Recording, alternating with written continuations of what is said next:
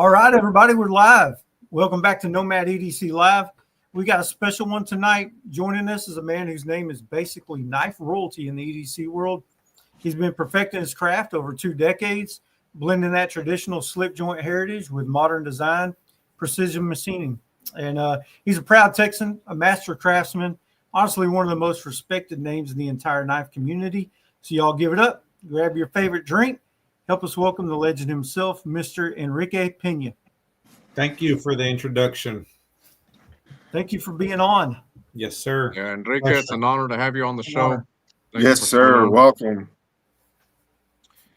Before we get started, Enrique, we heard that you recently got engaged. From all of us here at Nomad EDC, we want to say congratulations to you and your future wife. Thank you, guys. Really appreciate that. That means a lot. Yeah, man. Congratulations, man. It's that's awesome. Thank you. Let's see. So, what's been on your workbench this week? What you been working on? Something interesting in my workbench is that I've been working on a tactical knife, and it's going to be a dressed up one. And I haven't worked on a tactical knife, I want to say, for about 6 to 8 months. I've been concentrating on nothing but slip joints again. And so that's interesting, you know, it's kind of refreshing remembering the things that you need to do to them, this, that, the other. So it's been really nice, really fun. And I'm hoping to finish that one off here next week. I've also been working on some regular traditional slip joints, which is kind of a normal thing for me nowadays for the past, I guess, year or so. Been really enjoying those as well. Had quit making them just because the market was a bit soft for those and what have you. But I think everything kind of panned out. I'm not one of those that believes in perfect timing and this and that, but it did work out for me, you know, having made one in for years. Wouldn't make them because I felt like the dollars per hour were not there as compared to a tactical knife. And I like to see everything in dollars per hour, you know, I want to go and put in 8 hours in my shop, and I want to know that I made, you know, X amount of money, provided that I can build what I have in mind. You know, some days you go out there and you try to build something and end up with nothing. But anyhow, because of the dollars per hour, I really wasn't building slip joints, but everything kind of has evolved, has moved on, and it's perfect timing because I feel like the tactical knife world also came down the market a little bit.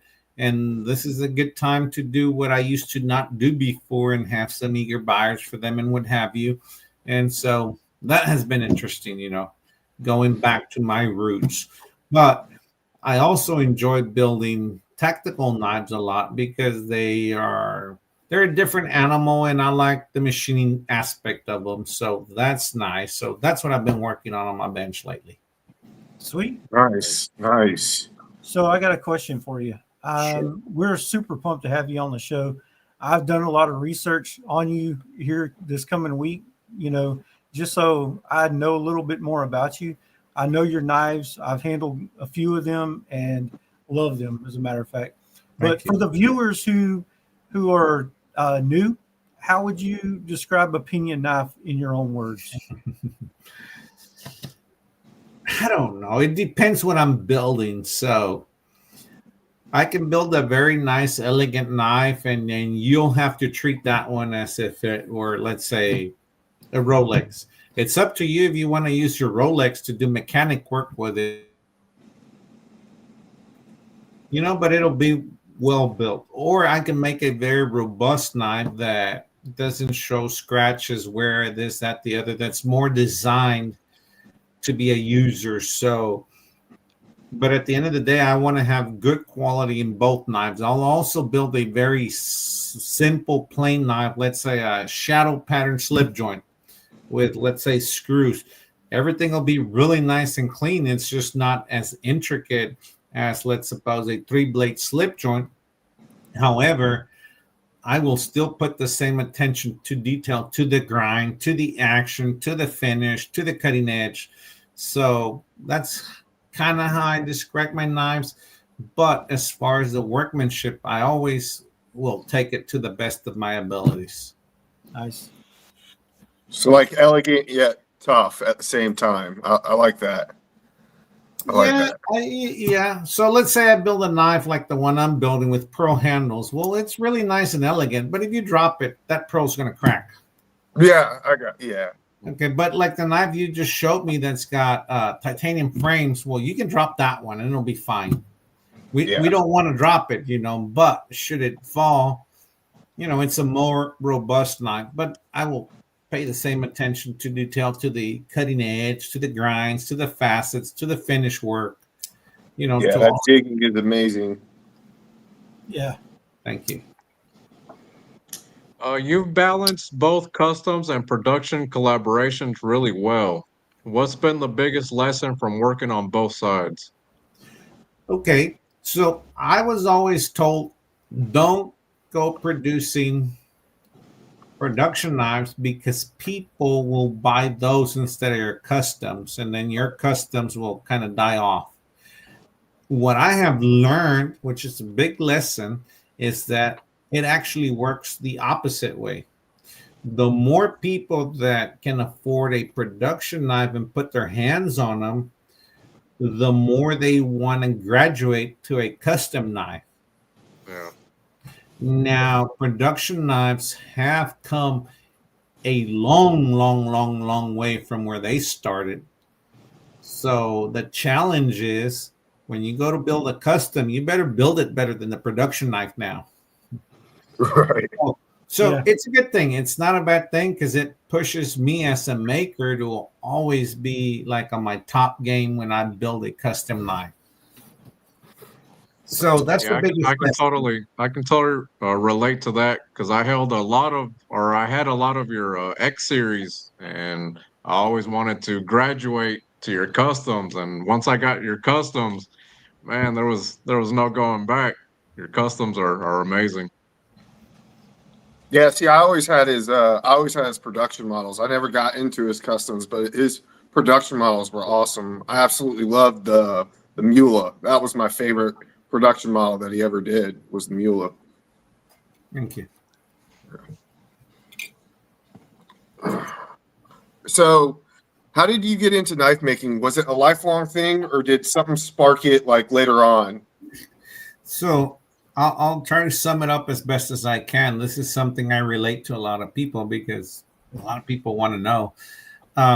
So about 6 years old, I started piddling with my hands, doing stuff. So my gift for my 6th birthday, I want to say my 6th birthday, and this is something me and my fiance were talking about last night. When did it happen for me working with my hands? So he gave me like a hacksaw, hammer, pliers, screwdriver, and he gave me a knockoff Swiss Army knife that he bought in Mexico. We went to Mexico, so we live in the U.S. side, but we're in a border town with Mexico, so it's really easy to just cross over. So we went shopping. He saw it. He bought it. I didn't know why he bought it, but my birthday comes up, and he gifts that knife to me. And I start working with my hands, and I just, I was just all overall excited about it, and then somehow I found an old knife without a handle, a fixed blade. And I said, well, I'm going to restore it, and I built a handle. And my uncle, he was a woodworker. He used to do furniture and carve it and this and that. And he helped me carve an eagle out of that thing. And I put a handle on it and painted it red and sharpened that thing. And it's like, ooh, I can make a knife. So now let me make a blade. And I made a blade out of an old file with an old grinder that I put together, a stone grinder, and it looked like that because I was only about 13 years old. Right. So I started playing with that. Then I was an avid reader. So one day at the public library, I found some books on knife making, and I'm like, oh shit. I took them home, studied them, and I'm like, okay, people actually make knives with their hands.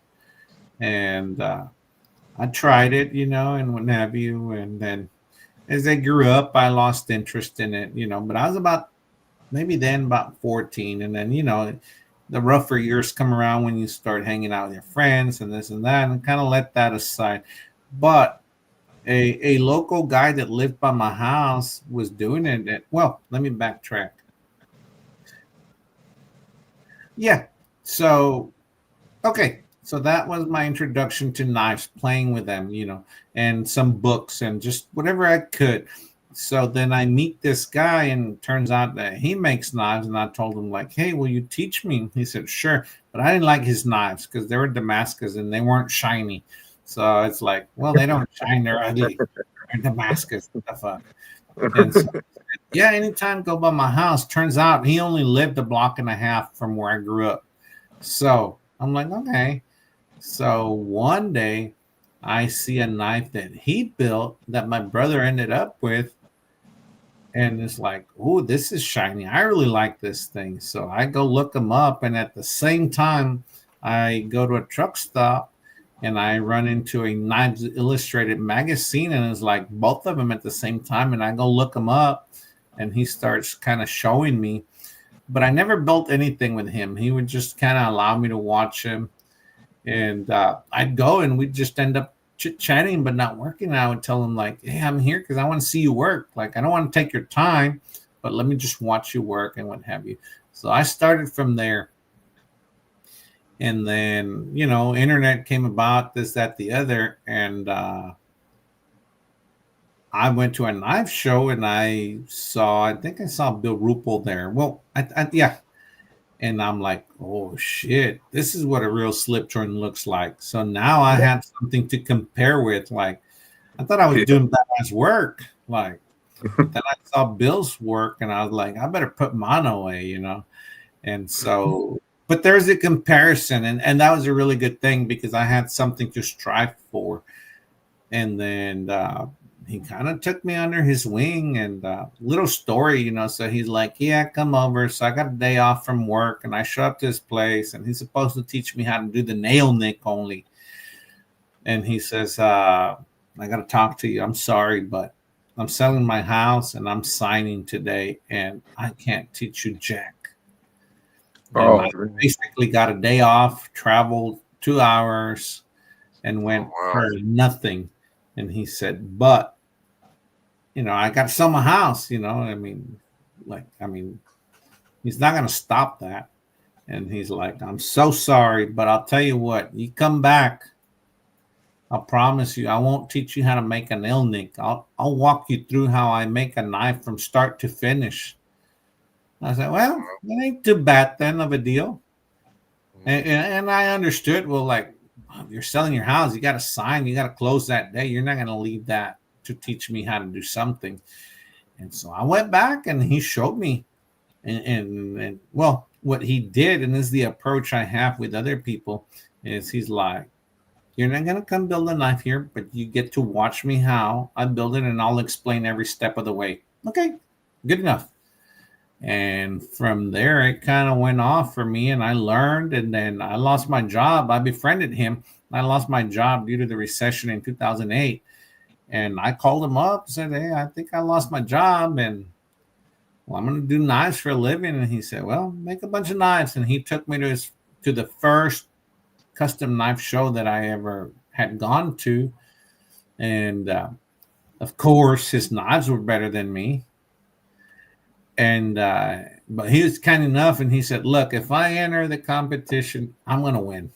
Like, he already knew, But in retrospect, of course he would have won. I mean, why not? Yeah, the winner.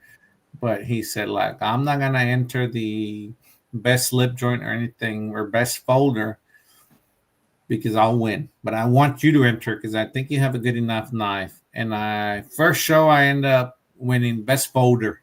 And nice. Boom. That's awesome.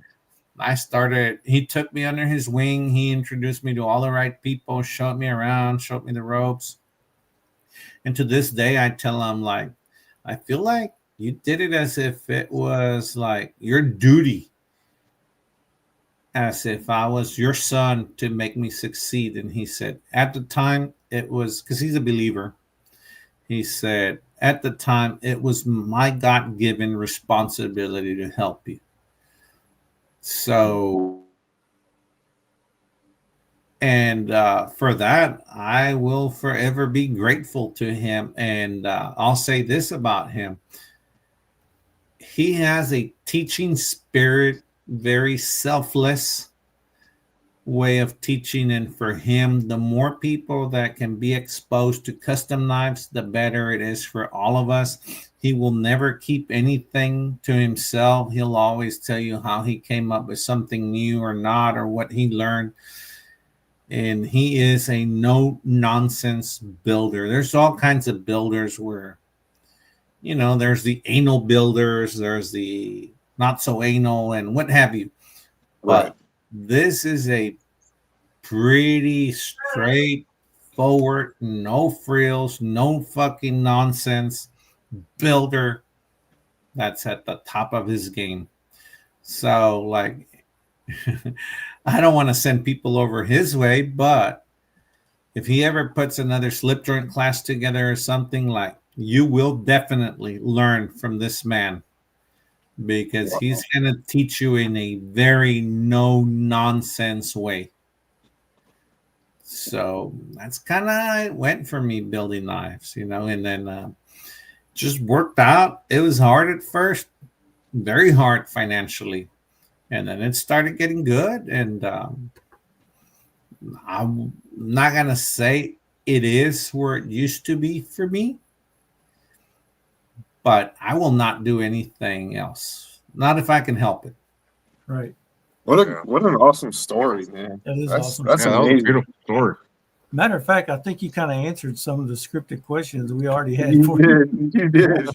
Yeah, that was beautiful. Chris, go ahead and do that next one, because he pretty much answered the other ones. Yeah. Okay, so you're known for your modern traditional designs. What draws you to that blend of old school and new school style? Okay, so growing up, my dad was a stockman knife kind of guy. And that guy he's no longer alive, but he had his knives very nice all the time. So he'd buy like a nice tree brand or a Boker or something like that, stockman. It would always be oiled. It would always be clean. There wouldn't be any gunk inside of it. And it was also always razor sharp. And each blade had its purpose, So kind of growing up around him, found an appreciation for slip joints. And so I've always loved slip joints and how they feel in the hand and the pocket and this and that. And they're just nostalgic. And so then, but I also really like the machining aspect of knife building. I'm like, okay, how can I like expand a little more? So the knife you have in your hands is one of my very first attempts at blending both, so it's like, okay, titanium, and it's a modern material. Screw construction is also modern. And it was also like a gateway for me to start jumping into, like, let's say, screws. Traditional knives are just pinned together. So it's like, okay, I need to learn all this about screws. And it's not that difficult, but okay, what thread sizes are there? What drill bits do you need for a clearance hole and for a tap hole? What type threads are there? Even though I mainly use 256 threads, but there's different types of 256 threads and different types of fasteners and what have you. So trying to blend the two of them was like a little stepping stone for me until I graduated to, like, okay, I know enough about screws and this and that to where I can make a tactical knife. And then the tactical knife world was very, very, very nice to me. I'll say that too.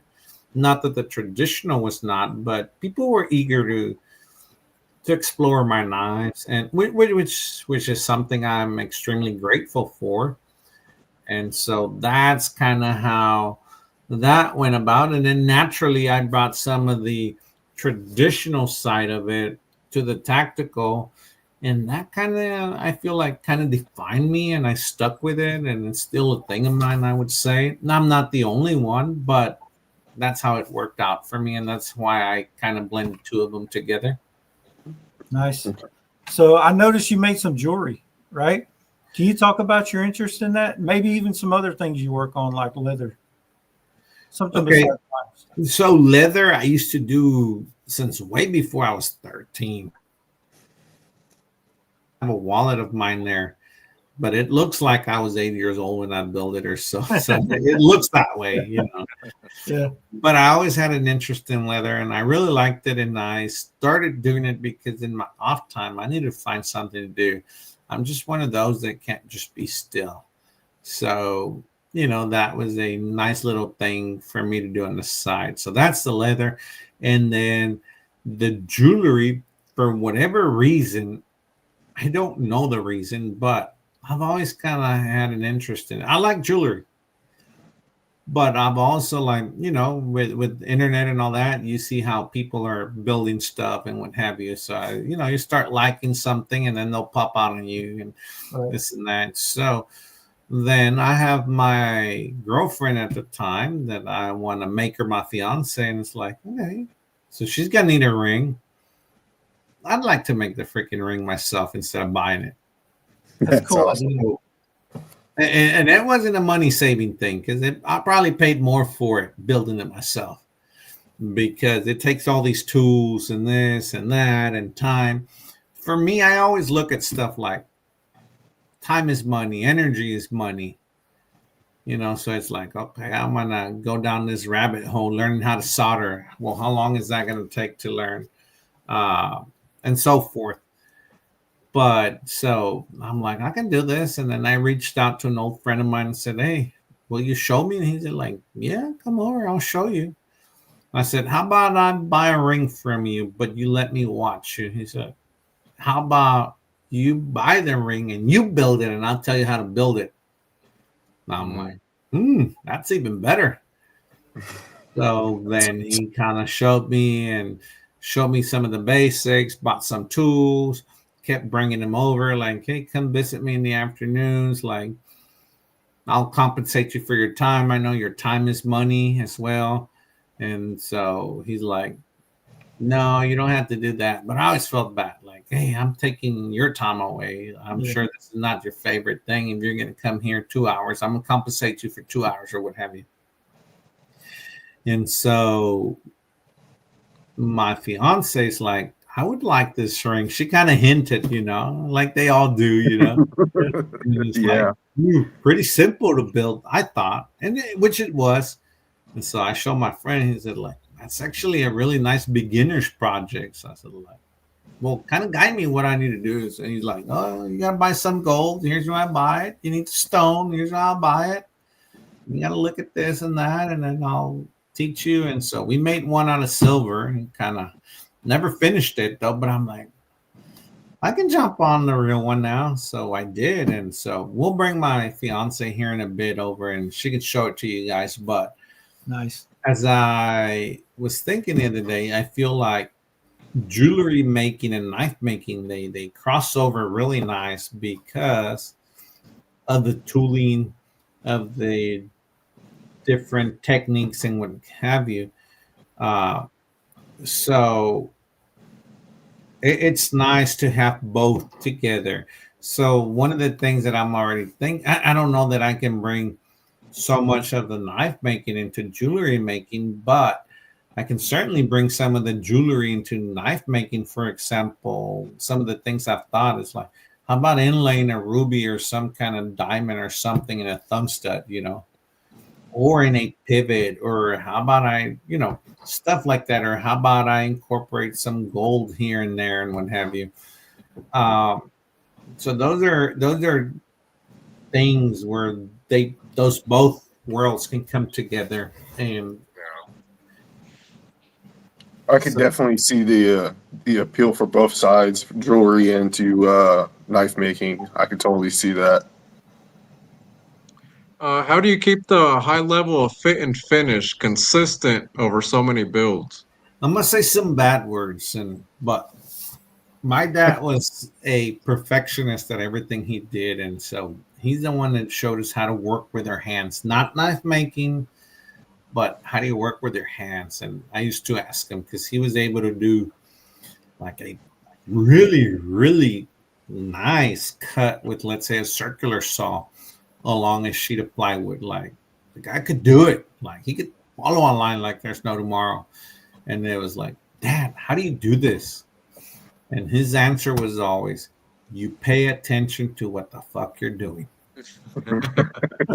Those, and it's not because I want to say bad words here, but those were his exact words. So you ask me, how do you do it? Well, you have to have a gauge already in mind, like I explained about Bill Rulepoint.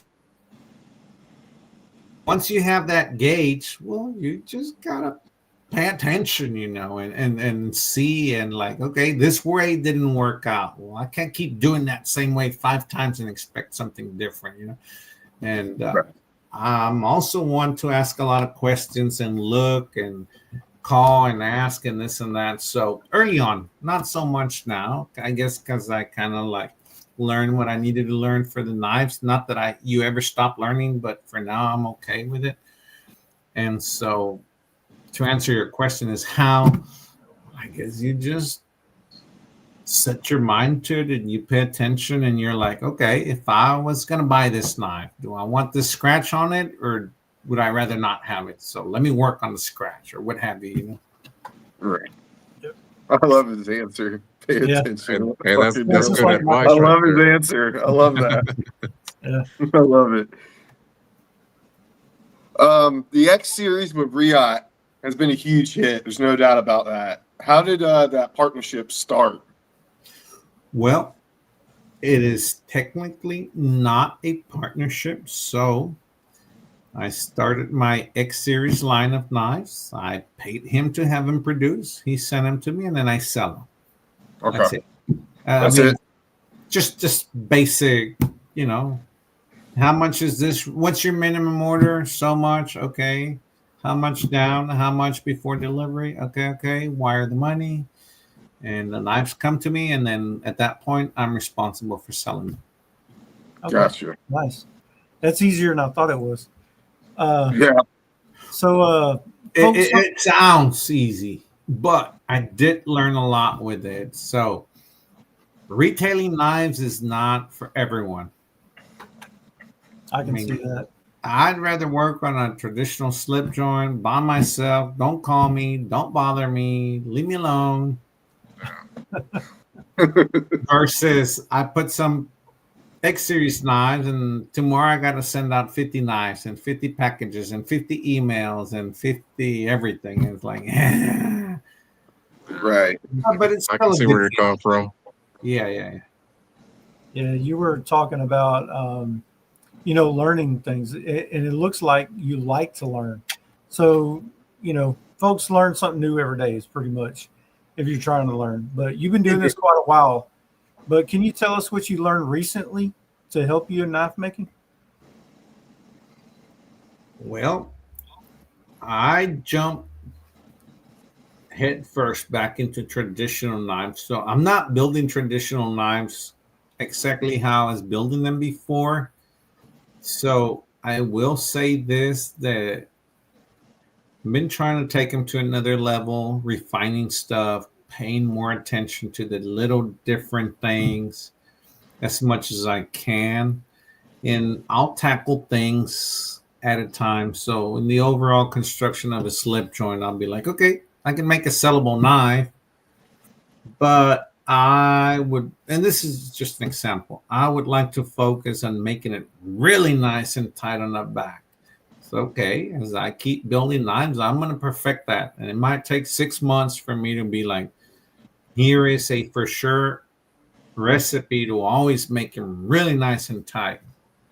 And then I'll go from there. And then I'll be like, okay, well, I'd like to perfect maybe my nail nicks. Okay, I've been doing it with a cutter, but I'd like to go to a stone, but I'd like to make a setup for it. And so I'll go down that rabbit hole.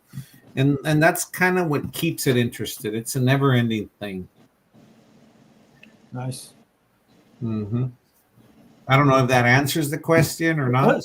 Yeah, It absolutely. does. It does. Yeah, same thing. I'm a leather maker. I make Okay. lips for knives, and it's pretty much the same thing.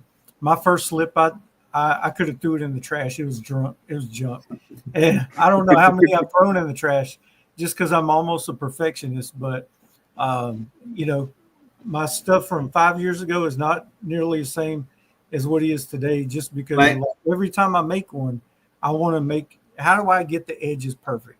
How do I do this? And it just over time just kind of happens.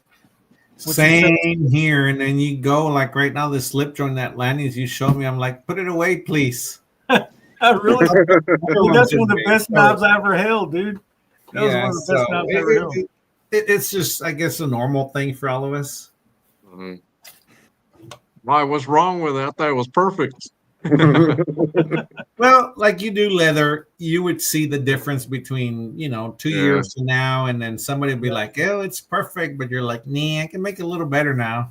Yeah, I understand. So it's just the nature of it. And I think that's what keeps it alive. Otherwise, well, it'd be boring. Right, Mhm. Damien? What's the hardest part of translating a custom design into a production model?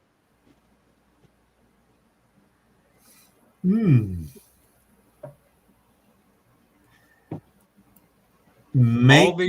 All the X series, You they can start off as customs, right? Or yes is it and vice no. versa? Not all of them. Not all of them, but some do. Okay.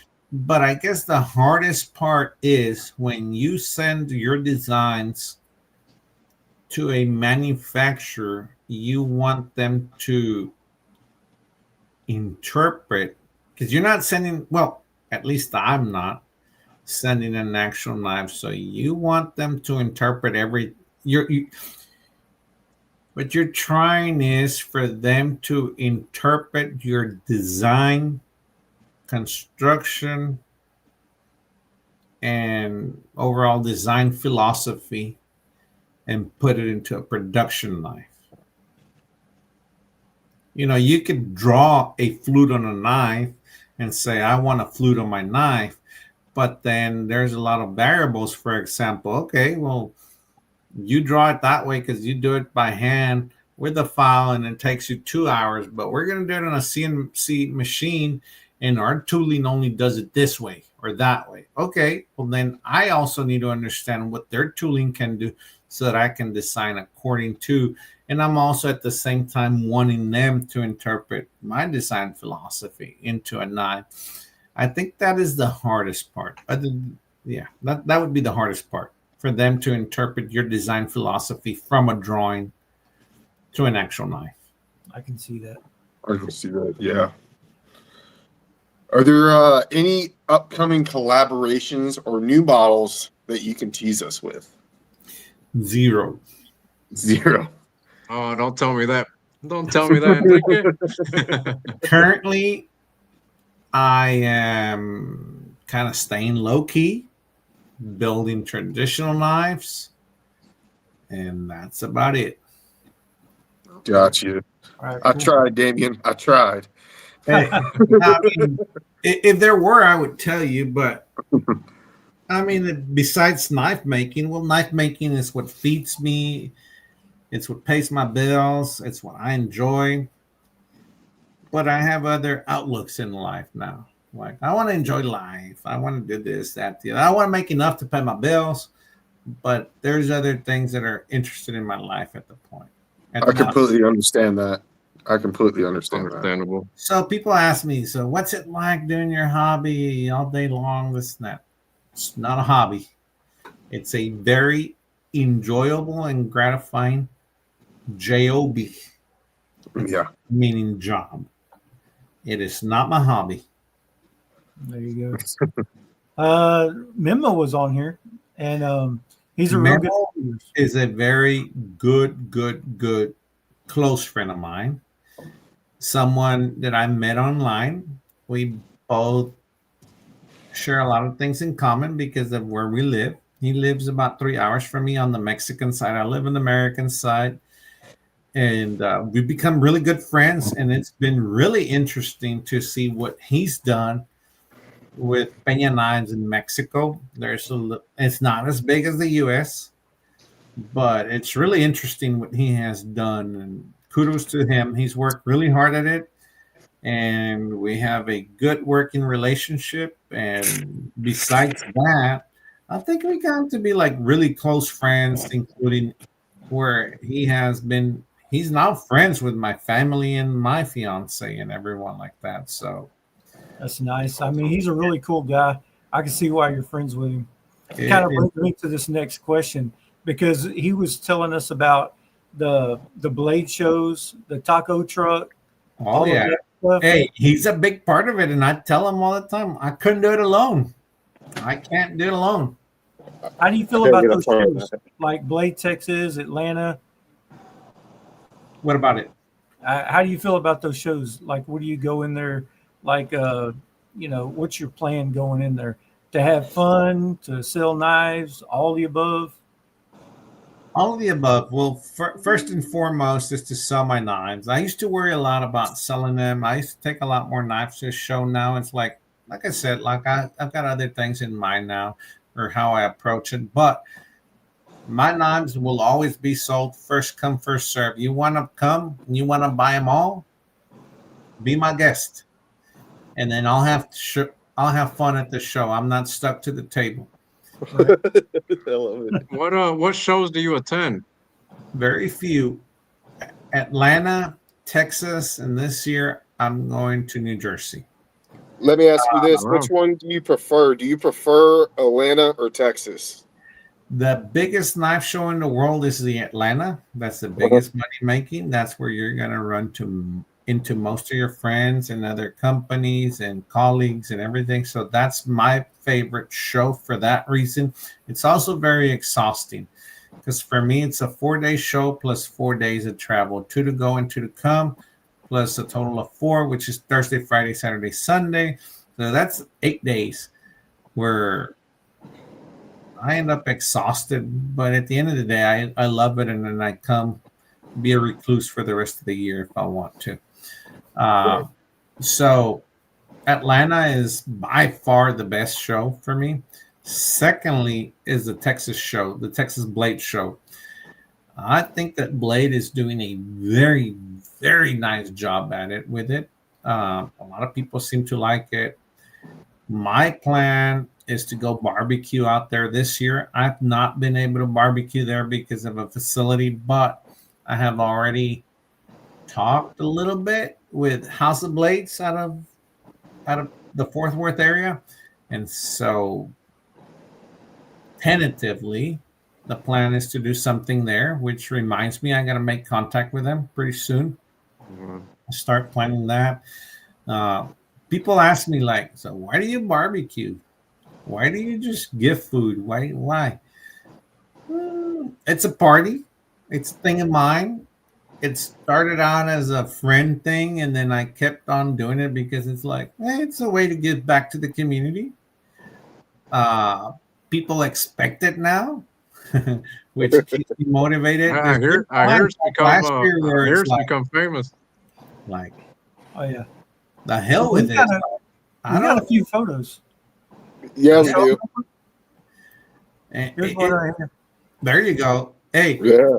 it's a lot of work to take that thing out there. A lot of freaking work. Like to feed all those people right there.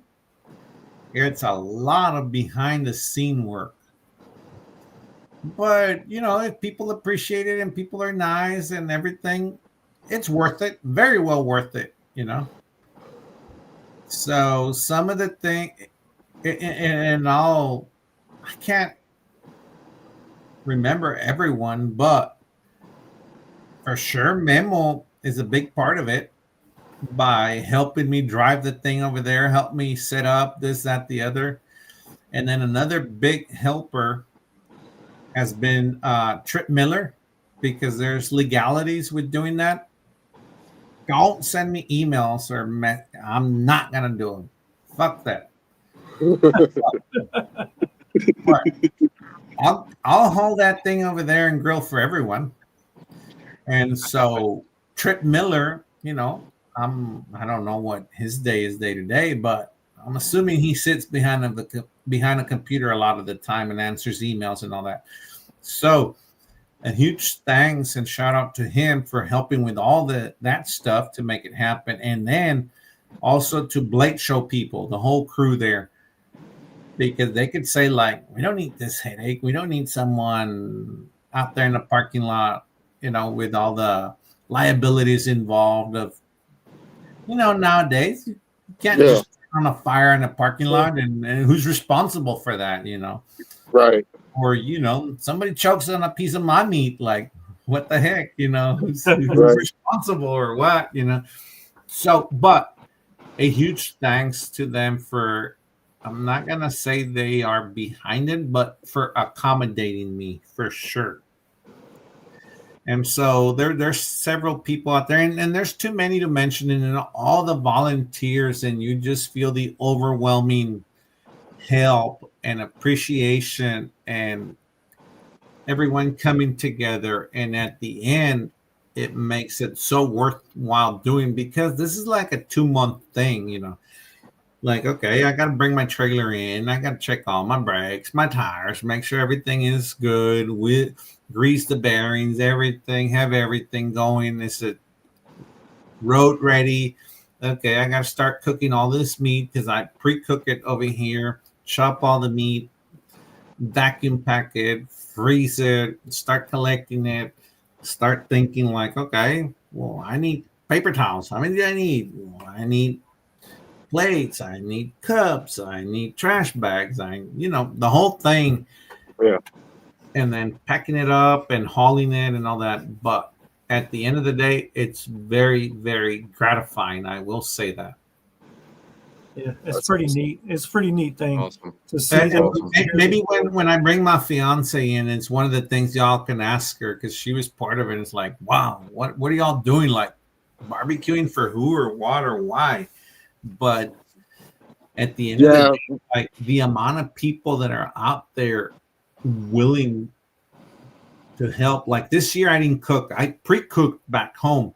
But once I got there, I was able to relax and talk to everyone and mingle. And this, not that I didn't do anything, but it really allowed me to, I guess, show my face, or forget that. It allowed me to go and just have some fun, be on the other side of it.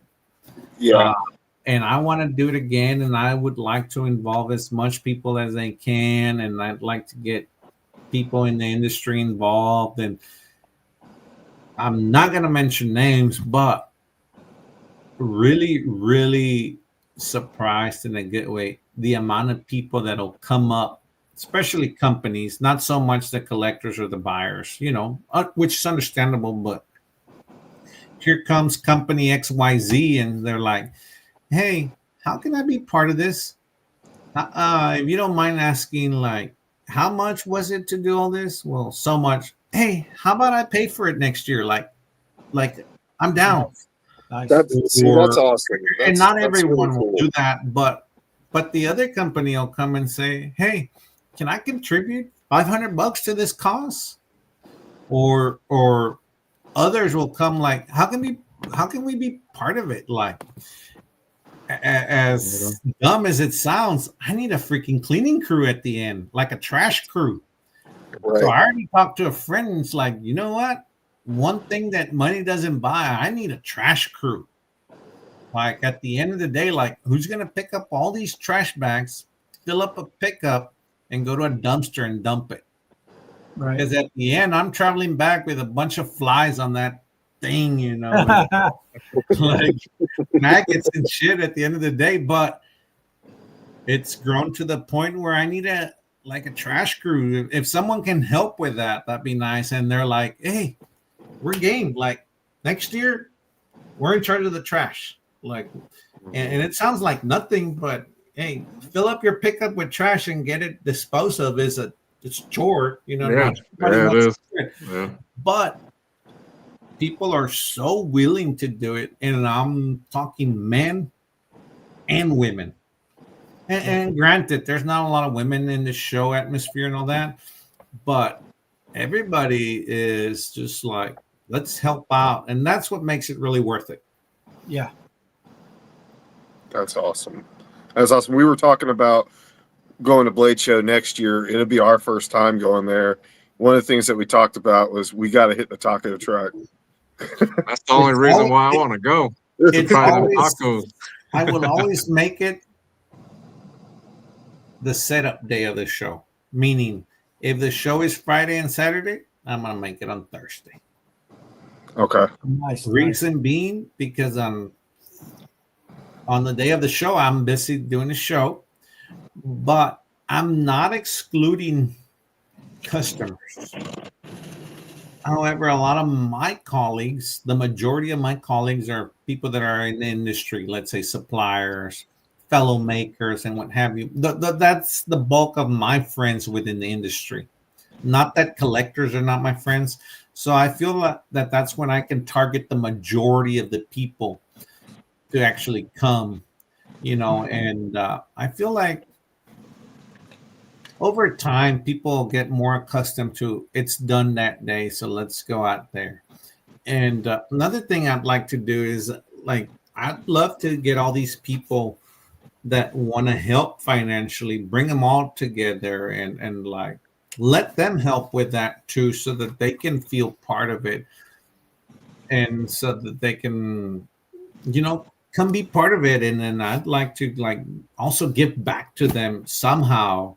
I've got ideas, this, that, the other, but I'd like to make it a little bit more interactive than just standing there drinking a beer waiting for me to finish cooking. Yeah. Right.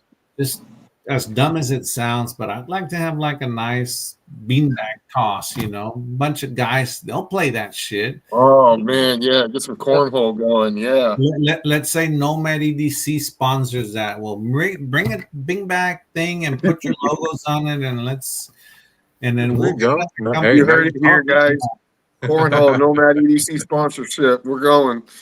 Donate a production knife. It could be whatever, and whoever wins there, they get that and make it exciting. Or, she's a comedian in the knife industry somehow, and she's willing to you bring a speaker and a microphone. I'll do comedy for 30, 40 minutes, entertain everyone. I'm like, oh, hell yeah. And then I got a friend that he sings country music and he's in a little band or something like that. He's like, if you allow me, I'll bring my guitar and I'll play for you guys. It's like, yeah, I'd like to have some of that. Now you're talking about putting on a whole festival now. Yeah, I'm down for that. Knives, and everybody there builds knives, and everybody buys knives, and this and that. But at least the taco part of it, it's something else, where we can all just come together. So that's that. Yeah, that's awesome. We would love to meet your fiance, but we want to respect your time. We already talked about how long you're going to stay on here. But we can give it another few minutes, and then I'll tell you when I can bring her. I mean, I can bring her anytime, but I'm still good. I still got a little bit of beer here. All right, nice. So what we're going to do I'll drink one with you. We like to do these things called rapid fire questions. There's no pressure. It's just really all it is we want to get to know you because we're selfish like that. But, everybody else that's in the comments, they want to get to know you too. We got Enrique Pena on the show. Who is Enrique Pena? What's he all about? Right? Some of these questions are kind of fun and goofy, but kind of lets us get to know you, your thoughts and stuff like that. So you down? I'm down. Let's go for it. I'll be honest. Okay. Okay. Coffee or tequila? Coffee. Wow. Okay. All right. What about barbecue or Mexican food? Mexican barbecue. There you go. Oh, there you go. There you go. Nice. When y'all say barbecue, that's like smoked brisket shit. Yes. Nah. Slip joint or flipper? Slip joint, if it's going to be in my pocket. Although I'm not carrying a slip joint today. What are You're you carrying? not. What are you carrying? Hey, what are you carrying? Let me blow you up. So it's a kickstop prototype Mula, hasn't been in production yet, but it's all beat to shit because I use it. I just got back from fishing. Nice. Sweet. Dude, that's sick. Hey, don't tease me with that kick stop, Enrique. Are we ever going to see that come into production? Yeah. Oh man, that's awesome. Flour or corn tortilla? Flour. Well, it depends on what I'm eating. True. Me too. Yeah. That's what we all said the other night. It depends on what we're eating. That's what we all said. It depends on the tortilla too, because you can have a shitty flour tortilla where you'd rather have the corn or vice versa. Yeah. True. Okay, I what think about? Mike was saying the same thing. Yeah, dude. How about this? Drop your taco or spill your beer? That's a tough one, dude. It is. Nah, you know what? Drop the beer because I can just grab another one. It's like a religious thing almost, like building a taco. So I'm going to get a tortilla, a corn tortilla. I'm going to put some like Munster cheese or melting cheese. I'm going to put it over the grill, over the coals. I'm going to let that cheese kind of melt. Then I'm going to get some meat, chop it real nice, turn it on there, put my salsa, put a wedge of avocado, squeeze some lime, some salt, and then like. I need to write all this down. Dude, you're speaking Damien's language right now. I need to write all this down. I would rather drop the beer because I can just get another one. Yeah. So, Warncliffe or Clip Point Blade? clip. Nice. Metallica or ZZ Top? CZ Top. I knew Yeah. what Lagrange. about CCR or ACDC? CCR. Yes. Jigbone or Micarta? Jigbone. All right. Baby it or carry it? Nah, fuck that. Carry it. Oh, my man. My man. All right. Favorite Texas barbecue spot, and what's the order? Oh, shit. My house. Hey, I'll tell you what. That's the answer. I like to cook, and I hardly do restaurants because they always disappoint me. Same. Yeah. So I'll cook here. Nice. What knife maker, past or present, would you most want to collaborate with? None. None? All right. Hey, no, I don't. I'm good. I just want to do my thing. But I'll tell you, the traditional slip joint maker that I most admire and think his work is at the way top of the game, and that would be Reese Bose. Oh yeah. Reese I am Bose. not saying he's the most skillful knife maker, but when you speak in terms of traditional slip joint, when it's built in a traditional way, I don't think anybody beats him. And there are other makers that are as talented or maybe even more, but they're not building traditionals. But when it comes to a true traditional knife, if I could be like, okay, I want a Stockman or or a sow belly, and I want to build it in a traditional way, and the guy will build it for me, and I have the money to pay for it, I would reach out to him. That's cool. That's my opinion. That's a big kudos. If he heard that, I think he'd be pretty proud of that. Oh, yeah. Damien? Do you name your knives before or after they are made? After. I know you have So I have three. Go ahead, Damien. I'm sorry, go ahead. I know you have knives named after your kids, right? Yes, that's exactly what I was going to say. So the first one, I was at a Starbucks designing it with my daughter, and I was about to save the file, so I just put her name on it. And then the other two are like, well, I heard you name the knife after my sister, so why don't you make one? That's how that went down. That's cool. All right. What's a better smell, Texas brisket or fresh tamales? Texas brisket, dude. Yeah.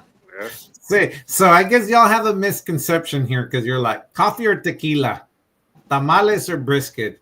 So no tequila for me. I don't like it. I got drunk on it a while back, and I don't like the taste of it or the smell. I like whiskey. I like drinking. You got PTSD from tequila? Yeah. You didn't drink the worm, did you? You didn't drink the worm. No. And then tamales. I like tamales. I think my mom makes some really good tamales, but I'm not big into them, especially when I know they're 400 calories each, and like you can just like. Yeah. Hey, so you touched on whiskey. What's your favorite whiskey? I like a nice Scotch whiskey. I haven't bought much lately, but I like a good. What do we use here? I'm forgetting the name. A Bucana.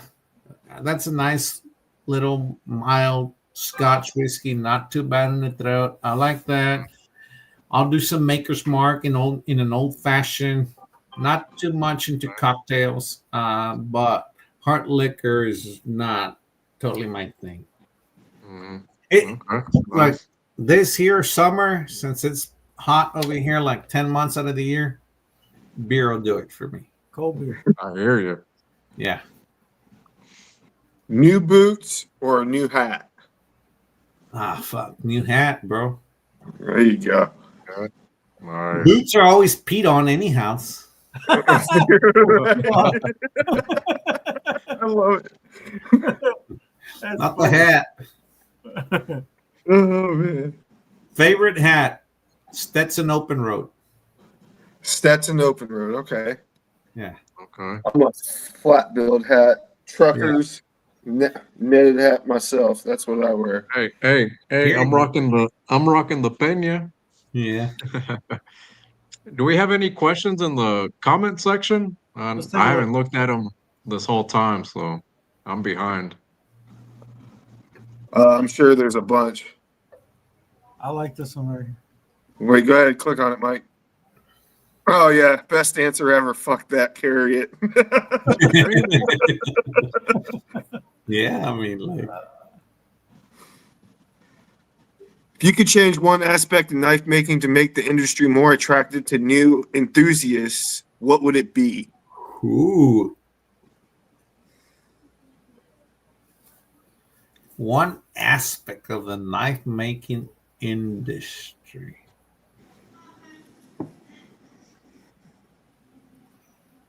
Man, that's a hard one. How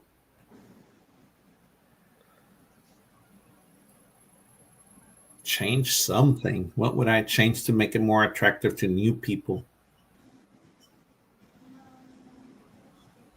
Get some Nomad EDC cornhole going. There you go. That's the thing that keeps sticking in my brain is the cornhole. Hey, I'm gonna hold you to that, Enrique. I don't think I'm gonna show up to Atlanta with my cornhole. I don't think that changing anything would do much, but to attract new customers or new knife enthusiasts would be just to bring more awareness that such a thing exists, because not everybody knows of custom knives. No. Everybody knows about going to Academy and buying a knife, but not everybody knows about a custom knife. So I think for me, I would answer that by just bringing more awareness of the craft to others. Okay. If possibly, I'd love to know, as somebody who's been in the industry for a while, what's Enrique's take on how slip joints have evolved over the years? Seeing them in materials like fat carbon and so on. Well, I feel like a modern traditional slip joint built today is way different than one built 100 years ago, like the old charades or what have you. And for starters, we're using like way better materials for blade, better spring geometry. Like, okay, for me, not everyone does that, but I got integral stainless steel bolsters and liners. Well, that's one solid piece of steel. We're putting washers and bushings in them now. the way we inlay shields, fit and finish, I would say, even in custom slip joints from, let's say, the early builders, let's say 40 years ago when they started building custom slip joints. Everything has evolved. So Right. I think that a modern well-built slip joint nowadays is way better because of the materials and because the bar has just been pushed further up for everyone. Yeah, I agree. Enrique, have you kept any of your first prototypes? Would love to see them. I Nope. don't count them. I don't number them. I don't keep dates. How many do you Nice. keep for yourself? What's that? How many do you keep for yourself? Yeah, that's a good question. How many do you keep for yourself? I have 0 custom knives other than the first one I ever built. Wow. Wow. And if you ask me, I don't know where it's at right now. Wow. So you only carry your production knives, right? Because the one that we saw was a production, right? Yes. So you do. So you do carry the production ones. Mhm. Okay. Well, let me ask you this. Aside from your knives, are you a knife collector? Do you collect other brand knives? Maybe GC, maybe Case, maybe. I do not. I like cars, old cars, trucks, especially. I'll glad, but I'm really not a collector of things. Okay. Oh, okay. Nice. What kind of trucks? So I have a 1962 C10. Yes. I have a 1970 C10 short bed fleet side. Both have been 100% redone by me, like Nice. frame off, everything from the differential transmission, engines, harnesses, fuel lines, fuel system, brakes, brake lines, Wow. engine, everything. I also have a 1972 C20. I have a 1986 square body K10 short bed. Oh, man. Yeah. I have a 1955 Bel Air hardtop 2-door. I have Wow. a 1958 Apache that's in the works. And then I have my new truck. Man, Nice. Very nice. I have two. I've had two 85 C10s. I had the short bed and the long bed, and I'm a huge fan of the C10 model myself. I like square body Chevys. Yeah, Yeah. that's awesome. Do you drive those old trucks? Every one of them. Yeah. So I just came back from fishing at the river and I went in the 1962 Chevrolet. So the river is patrolled by the U.S. Border Patrol. So 2 agents came over and they're like, "We just wanted to see your freaking truck, dude." I'm like, They were "Okay." checking out. They were checking out your ride.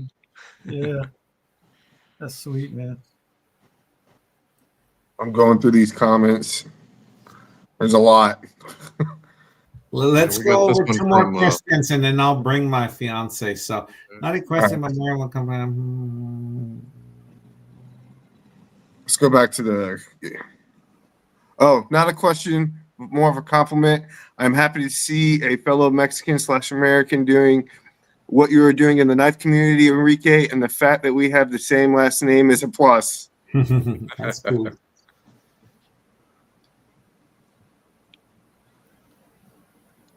Any other questions in here?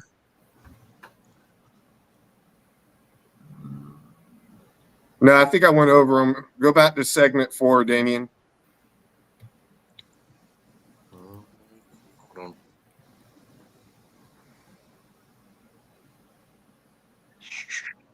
Well, I'll tell you what. You all think of a question.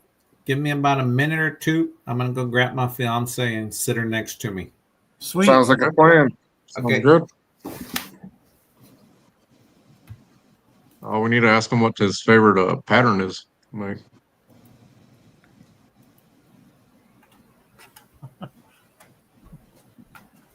Make sure you go to segment 4, Damien. That's what segment that we're on.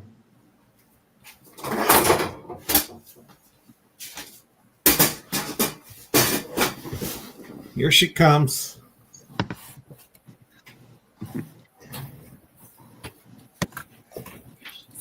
Oh, Miss Hello. Future Pena, it's nice to meet you. On the ring. Oh, wow, Oh, let's blow that up. I got you. Look at that. Oh, wow, That's gorgeous. Oh, thank you. beautiful. So, what how long- question do you have for her? How long did it take you to make that ring from start to finish? To make it, it took a day, but getting ready to make it took months. So did I hear you get to see him make the ring, or did you seen it after we got it done? Parts of it. Yeah. Did So she get how- to pick out the gem? No. I kind of told him what I wanted, and then he just ran with it. He did his own thing. Okay. Nice. That's awesome. That's awesome. How is it at Blade Show with the taco truck? Oh, it was my first year this last June. Well, this past June, it was my first year.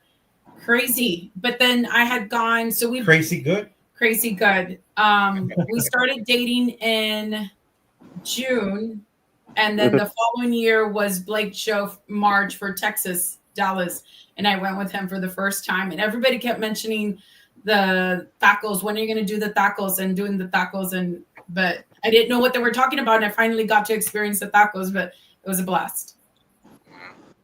So how did you two meet? Where did you guys meet? We met because I'm in a car club. Like I mentioned, I'm into old cars. So her father is in the car club, and that's how I met her. Oh, that's cool. Okay. So Nice. her and her father, me and her father are friends, but now he's my father-in-law. Oh, Slash. Uh-huh.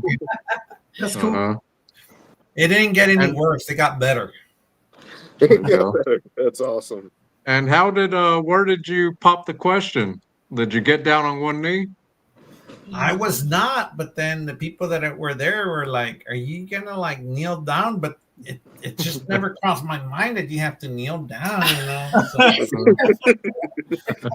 they were concerned if I was gonna be able to stand back up if I knelt down.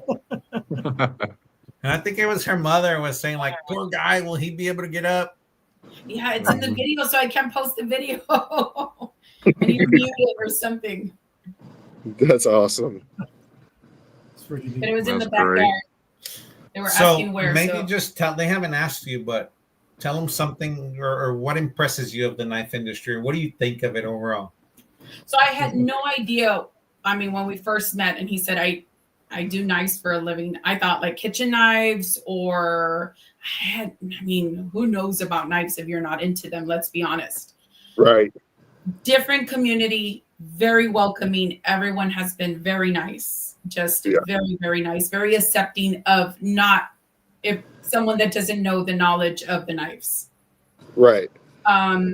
But definitely an experience. I'm his biggest cheerleader. Yes, she is. That's one of the cool things about the knife community is it's one of the most welcoming places that you can go to where everybody's like, yeah, you're welcome. Come on in here. Hey, Yes. one Welcome in thing with us. that I always tell her is like, there's thousands of people with knives. Nobody gets into a fight. Nobody fights. No, Everyone is everyone's very really friendly, very nice, very, like I said, welcoming. The wives, the whoever. I mean, even the guys, they're just very nice. I'll be Yeah. confident to say this that at the next show that we go to, she'll immediately have people to run over to, like the other spouses, and they'll like hang out and make their own little plans or clans or whatever. Oh, she already made friends. There's a community there where I feel confident to say that she has a place. Yes. Yeah, it's even like our wives talk, like mine and Mike's wife talk and stuff. They talk books and all kinds of other stuff that they're interested in because we know we do this multiple times a week where we're on phone calls and setting up for the show and everything. and our wives are used to it, so they start talking about books in the background while we're doing our stuff or whatever, and it's really cool. Yeah. So I'm a big knife guy, but my wife, if I show her a brand new knife and I say, "Hey, look at this knife! I just got it," she says, "Don't you already have that one?" Oh. Or she'll say, "Oh, okay, that's cute." So, but she also has her own knives, right? So she's like, "Oh, I want that one," or she'll claim it. Have you claimed any knives from him? No, just the colors. Like I've been asking for a mother of pearl, but I want a little one though. But I'm into the colors, so I'll see a turquoise, and he's like, "This one's not my best," but whatever I see, I'm going for the colors. That's what I'll tell you what she owns. Okay. So we just got her a machete from Harbor Freight and put a badass edge on it. And she's got a Rambo looking thing. I have it under the bed. Oh no. Under the mattress. She's Rambo under there, man. That's great. A big old fucking $10 machete. That's awesome. Hey, but it's razor sharp. Oh, I bet it is. Yeah. That's That's awesome. funny. That's cool. So you go with him to all the blade shows that he attends? so far, yes. The only one I haven't been to the one in Utah. Yeah, just not Utah, but I didn't do Utah this year, so. Mm-hmm. Okay, nice. Were you expecting Were you expecting all of that camaraderie that comes with it, all the people that comes with his job? Were you expecting all of that? Was that a little like overwhelming, or were you just used to it by now? No. I was going my very first time. I was going open mind, open. What they wanted to teach me, what I wanted to see.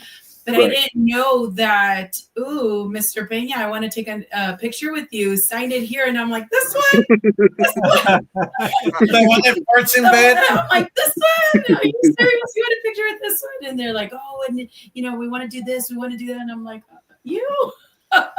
You know better. So, yeah.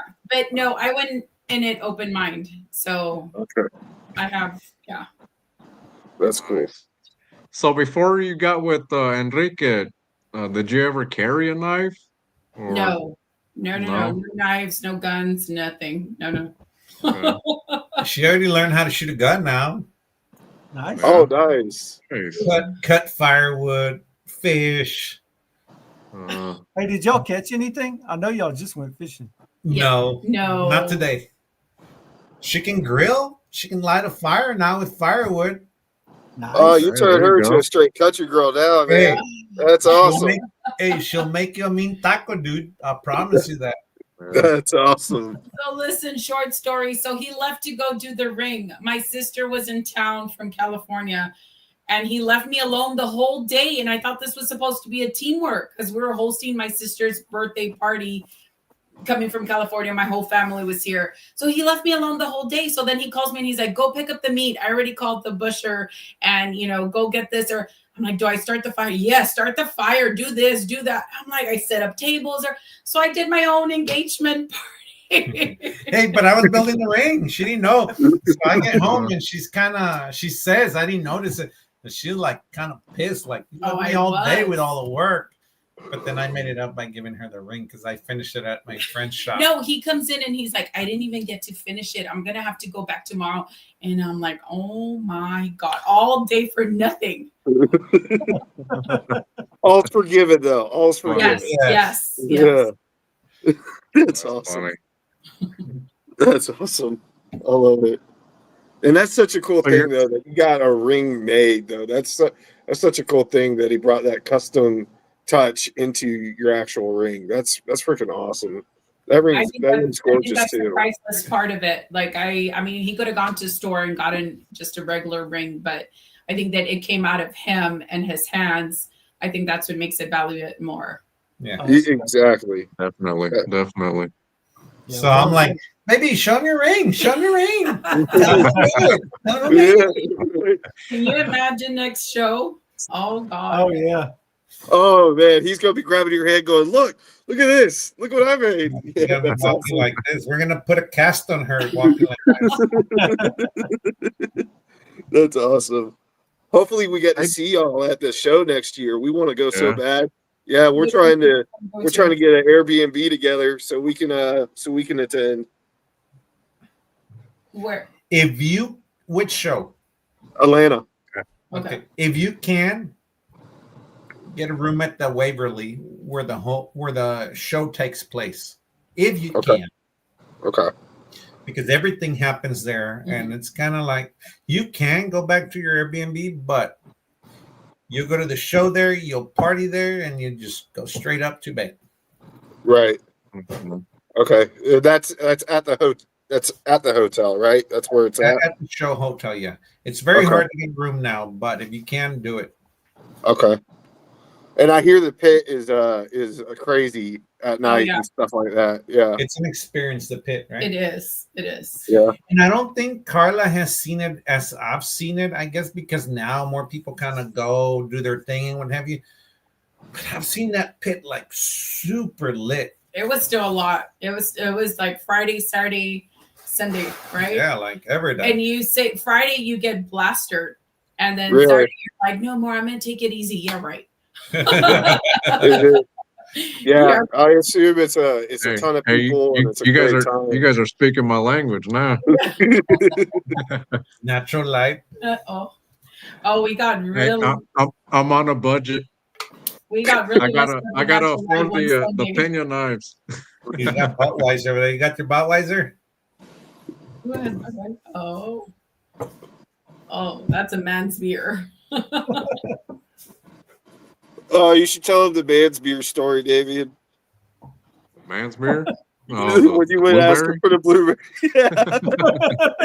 You should Well, totally tell him that there was story. a new blueberry beer that came out, and where I do you was guys looking come for that from? blueberry beer, and I ended up at a little rink-a-dink little store, and I walked in there and I saw an older gentleman filling up the beer aisle, and I asked him, "Do you have this new blueberry beer, such and such?" I forgot the name. He was like, "No, this is a man's aisle. This is a man's beer aisle. We don't have no blueberry here." I was like, "All right, thank you." I walked out. Yeah, every now and then I like flavored beers. I like trying like strawberry beers or blueberry beers, whatever. But yeah, I went in there. I went into the wrong store looking for the blueberry beer. I know the apple ciders. They became popular for a minute here. Yeah, the apple ciders. Yeah. We do regular Yeah, I beer, like those no things. IPAs, no flavored beers. They're asking if we do tequila. We know. No. Well, she does vodka. I'll do some bourbon or scotch, but mainly beer. We went to the tequila. We went on a tequila tour to Tequila Jalisco where they make it. Oh God, you come out of there feeling Drunk. so good. Yeah. I'm gonna be like the only sober guy at the Blade Show, man. I've been sober for 11 years. Congratulations. Yeah, I appreciate it. But I told I Damien I'll drink be his DD. I drink enough for both of us, Chris. Yeah. Oh my. Well, guys, it's been a pleasure. It's been a pleasure. It was definitely an honor to have you on the show, Enrique, and it was very nice to meet you. What was your name again? Carla. Carla. It was very nice to meet you, Carla. Thank you. Nice to meet you Thank you for guys. coming on the show as well. Yes, thank you so much. And your ring is awesome. Thank I know I you. keep telling you that, but I can't get over that. That's awesome. Yes. Thank you. Thank you. It was awesome having you on, Enrique. Okay, thank you guys. You know where we are. Okay, thanks. Y'all have a good evening then. All right, you too, man. All right, bye now. Bye. Bye-bye. Dude, was that awesome or what? Heck yeah. Was that We just awesome had or Enrique what? Pena. We just had Enrique Pena on the show. Was that awesome or what? That was better than I thought it was going to be. I need a shot of tequila. How cool was it to meet his wife and like for him to answer all those questions, I thought he was going to stay on for like 30 minutes. And what is it now? Dude, Like he stayed on for an hour and a half. Yeah. And you guys. Yeah, thanks, Jake. Yeah, we were. Dude, it went so good. That was It went that so was good. awesome. It That was went awesome. so good. Oh man. Yeah, they are down to earth and nice. Yes, very. Hey, that went awesome. Dude. I didn't even once he started talking though, the nerves went away because I was like, this is gonna be awesome. Yeah. Yeah. Yeah, he's Thank you, very Alex. Thank you, very Pena. humble. Very humble. That was awesome talking to Enrique.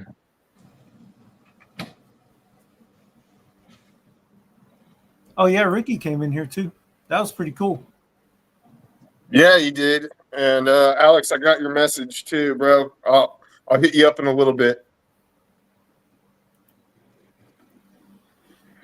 Dude, it wasn't hey Jamie, it wasn't 3 poops, dude. He had like 7 shits today. What? What are you guys talking about? Dude, this is the first time I look at the comments, so I don't know what you guys. He was so hyper focused on Enrique, he wasn't even looking at the comments. Hey, Jamie, I had 5. We hit a new record today. He's not Dude. talking about beers. That Oh was my so freaking awesome. That was so awesome. Look, I'm not gonna lie to you guys. I was nervous as hell. Dude, and we got good news for today too. Do you guys want to talk about our good news that we got today? Go for it. Let's do it. So Chris. today we just got confirmation that our collaboration with Wax Swing is done. We have our knives being shipped to us, and we have pictures of our Wax Swing Maverick, and they are going to be shipped to us tomorrow. So we're going to be doing videos on them, and yeah, it's going to be awesome, guys. They will be going live very soon. We'll have more details to come. So keep following us, keep watching these lives, keep watching us on Instagram for our reels and our promos and everything, and follow along for the collaboration with Wax Wing if you want to get a Maverick, because it's coming. It's going to be awesome. It's sweet, ain't it? And what you want to talk about next Friday? Yeah, go ahead, Damien. So Wax Wing is going to be dropping, I believe, 3 next Friday, right? So next Friday, our guests, we're actually going to have 2 guests on the show next Friday. To start the show off, we're going to have Axial Knives Nice. for the first hour or so. And then we're going to bring on Trevor from Wax Wing to talk about our collab knife. So it should be a good show next Friday. So you guys definitely tune in to the show next Friday. And while we're at it, go ahead and subscribe to Grady's Gear, Richter Knives, Replicant EDC, and this channel you're on now, Nomad EDC. We go live every Friday night, 6 p.m. Central, 7 p.m. Eastern. So if you guys are enjoying the show, hit that subscribe button. Hit that subscribe button, baby. Yeah. It's just that little red button down there. It's easy. Just Yeah, it's really easy, guys. Subscribe to the channel. And if you guys like this content, you guys like hanging out with us, you guys like these makers that we keep having up here, man, subscribe to the channel because we got more coming. We got more in the pipeline. And our books are getting full, man. We got a lot of guests coming on down the pipeline. Yeah, get ready. Get ready. We had awesome guests tonight. We've been pretty lucky and blessed to have, some of the people that we've had on already. And we just got more coming. So, hey, don't give up on us now. This wasn't a peak. You know what I'm saying? It was a great show. Great guest. Loved having him on, his wife on. And we're gonna keep having great guests. We want to, be entertaining. We ain't trying to be here and be bored. We could get on and just have a live and just sit and chit chat, but This is fun. This is fun to me and fun to them. You know, and it's fun when y'all get in the comments. That's what we like is you know, to see the interaction and things like that. So definitely tell your friends if you like this show, somebody else might like it. We just started the new channel maybe 3 weeks ago. Yeah. I think we only have like 70 something subscribers right now. But I'm actually hoping this gets more subs than my channel, our channel. You know, it's something that we're working really hard on. What y'all see, the production and things like that, and you know all the questions. We do work during the week. Yeah, we do. Heat up. We do work during the week. We don't just wing it. You know what I mean? And we want to put on a good show for y'all. So thank y'all for hopping in here. Thank you for staying on. You know, we're not done yet. It's hangout time, right? Yeah, man. Yeah, I mean, we work really hard at this. I mean, this isn't just you know, you hop on and start talking. This is even this show in particularly. What we work on it for like 3 hours the other night. We were working on this to get our questions right, to get our rapid. You know, like there's a lot of work that goes into this behind the scenes, and we just want to be great for y'all. We want to have fun while we're doing this. We want it to be informative. We want it to be fun. We want it to be entertaining and funny at the same time. And that takes a lot of work and a lot of creativity. And I'm having an absolute blast doing it, and I have no intention of stopping. Sky's the horizon on this thing, man. I just can't. I can't keep myself from doing it. I look forward to it every Friday. I know these guys do. We're on video calls constantly, and we're trying to up the ante just to see what we can do. And we're going to keep pushing forward. I know we are. Like Damien right there pushing that beer. Hey, thank you guys for coming into the show, man. We're doing this for the people. So I'm glad you guys are enjoying the show. I know we got a lot of people who keep coming back every week. So thank you guys. Thank you, Mario. And, we appreciate spread that, the brother. word. Yeah, thank you, Mario. Awesome. I'm sorry, Chris. No, you're good. Appreciate it, man. I appreciate you. Yeah, thank you. Thank you. That was fun, man. That was so much fun. That was so much fun. Yeah, that was awesome. It really was. I was really I wouldn't say nervous, but I was until the very end when like it was like almost 6 o'clock. And then Yeah. oh God. Yeah, Oh, man. you guys don't know. So sorry we were a little late going live. We had actually gone, or we thought we were live, but it was on private. So we were all talking to Enrique like we were live for like what 20 3 minutes? minutes. 3 Yeah, minutes. Oh, no was it? viewers. Oh, was it 3 minutes? It was Zero 3 viewers. minutes. He wanted to talk to us off air for a little bit, but then when we went Yeah, that's live, right. That's right. when I realized after the 3 minutes, I figured out that it was on private. When I realized there wasn't no views on it, Yeah. nobody was in the chat. I was like, "There's got to be views on this," and then I clicked on it and realized it was private. And I'm so glad that I figured it out only 3 minutes in. I'm so glad that we didn't go 30 minutes in. I kept looking at the The views. what do you call it? The viewers or the Yeah. watchers, It was and zero. it kept saying 0. I was like, "What's Oh, going man. on?" I was like, Yeah, what in the dude. world? I'm glad I'm you caught so on to glad that I looked because I was like, let me check this. And I remembered that Damien said it on private on Wednesday because we were in here in the studio putting in all the notes. When you put it on private, nobody can come in here and nobody knows that we're in the studio because if you put it public, it shows like we're going live and people think that we're going live when we're not. So they'll start getting in the comments and stuff like that. So we set it to private, so it's just us in here because we were working on the banner, we were working on the backdrop, we were working on the intro, all of our notes, our bullet points, the rapid fire questions. We were doing all of that for like 3 hours. So Damien set it up to private, but he forgot to put it back to public. And it dawned on me about 3 minutes in that he did that. And I had to cut it and say, yo, we got to back out, create another stream, and then go back in. I didn't even think of that. But kudos to Enrique because he was cool with it.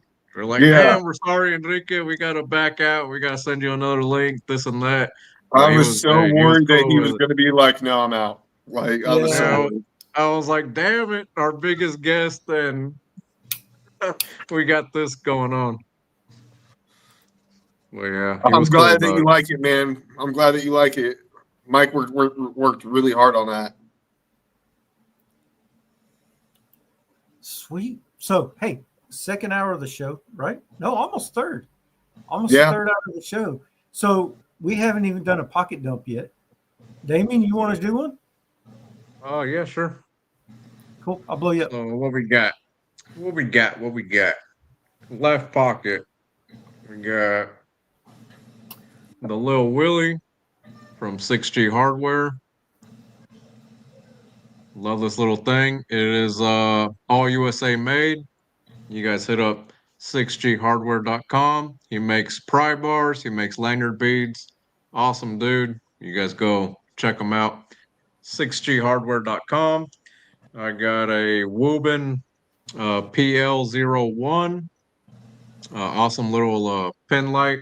Has 4 modes. Has moonlight, low, medium, high. I love that it has a memory mode. I like keeping my flashlights on high. So I love that flashlight. I usually keep another pry bar. I actually have it over here because I was already opening up some cervezas with it. Got the Nice Guy Machine Company pry bar. This is the Mr. Nice Bar version 2. Has the bottle opener. Love this one.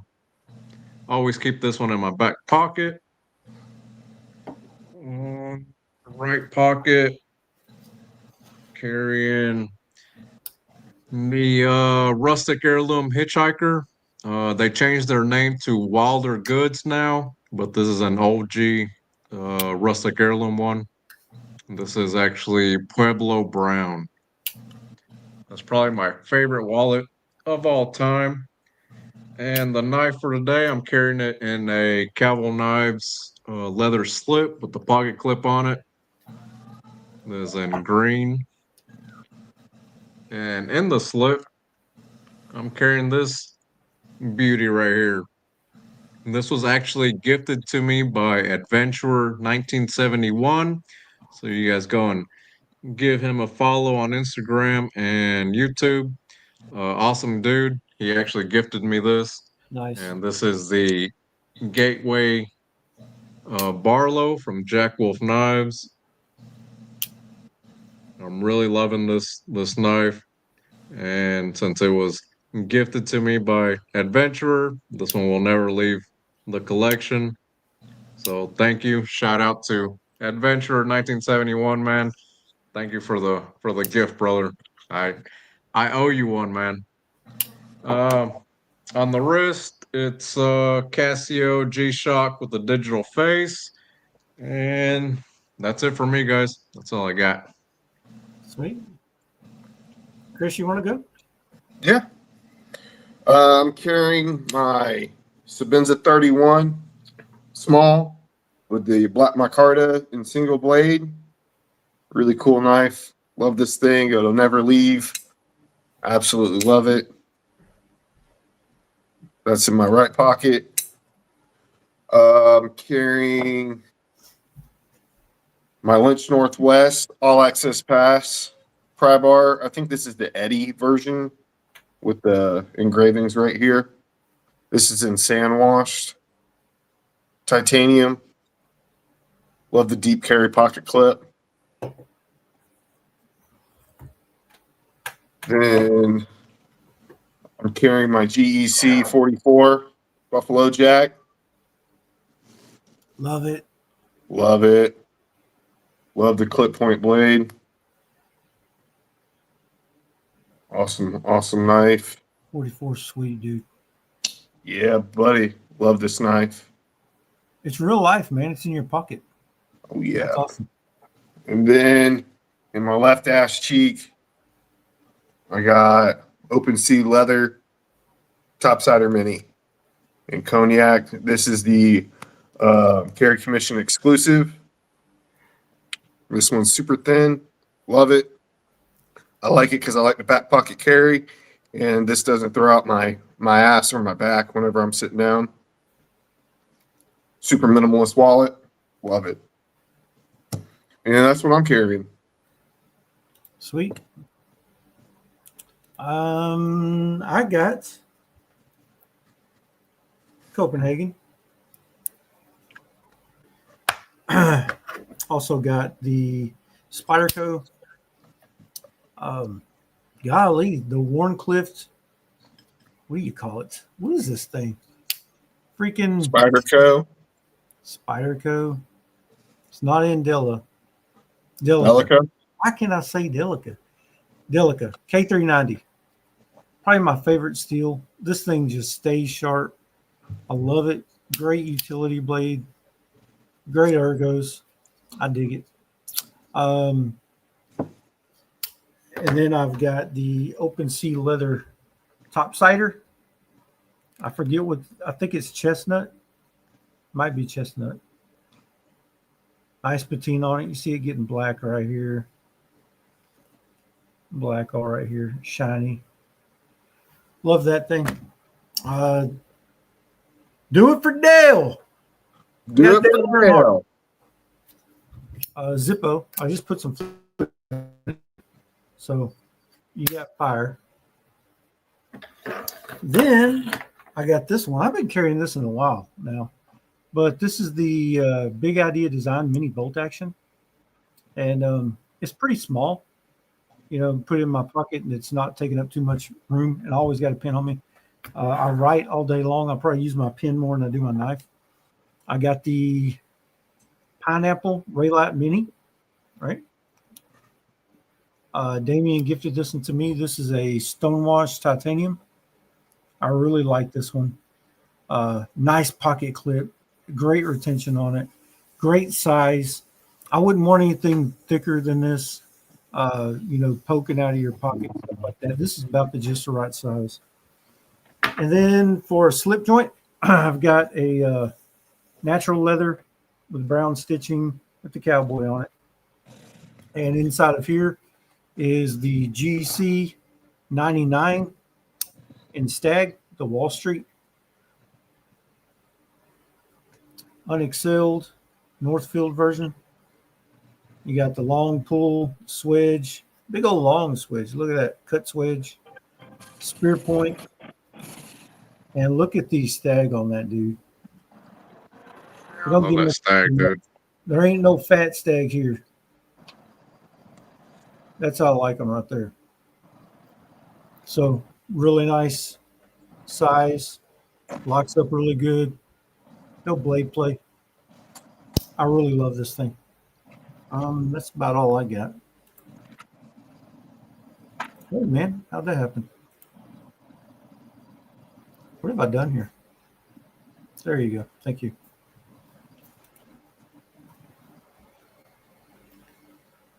All right, let's look at the comments. Yes, thank you for saying. Don't look at fucking Jay's comments. Thank you, Alex. I couldn't think. I had a brain fart for a minute. Delica, thank you, Jay. Chestnut. Hey, Jay. Oh, Hey, Jay, we saved that for the Coochie crew now. All right. Custom Apache. Oh, nice. I wish I wouldn't have sold my custom Apache, damn it. Alex, you should have talked me out of it. Pocket Dump Diary. Nice. Dude, he was so freaking cool, dude. He was so cool. He was. Yeah. I loved it when he was like, fucking carry it. Like, he's such a nonchalant, like, fucking kind of dude. I love that. He was an awesome guest. Awesome guest, very humble. I loved his stories. He was I like awesome. how he's living life how he wants to live life. His way. Yeah. You know what I mean? That's pretty cool. Pocket Dump Diary, thank you for shouting our show out. I know you put a couple shorts Yes, out. dude. We appreciate that. We were just talking about that the other night. We appreciate that. That was very cool. Yeah. Pocket Dump Diaries. That's Zian, right? Zian. Yeah. Jay, you got a problem with constantly licking my ass. What? Hey, Motherfucker. let's keep this PG-13 on the show. Ooh. Pineapples. Who started it? Hey Jay, you're in the coochie crew now. Let's save all that stuff for the coochie crew. Boomer, we have no idea what you're carrying. Does it start with the J, Boomer? Speaking of that, Oh, Hmm. oh. Hey, go on and give us a little sneak peek. What you got Yelton? there, man? Got a box. All right. Let's see what's in it.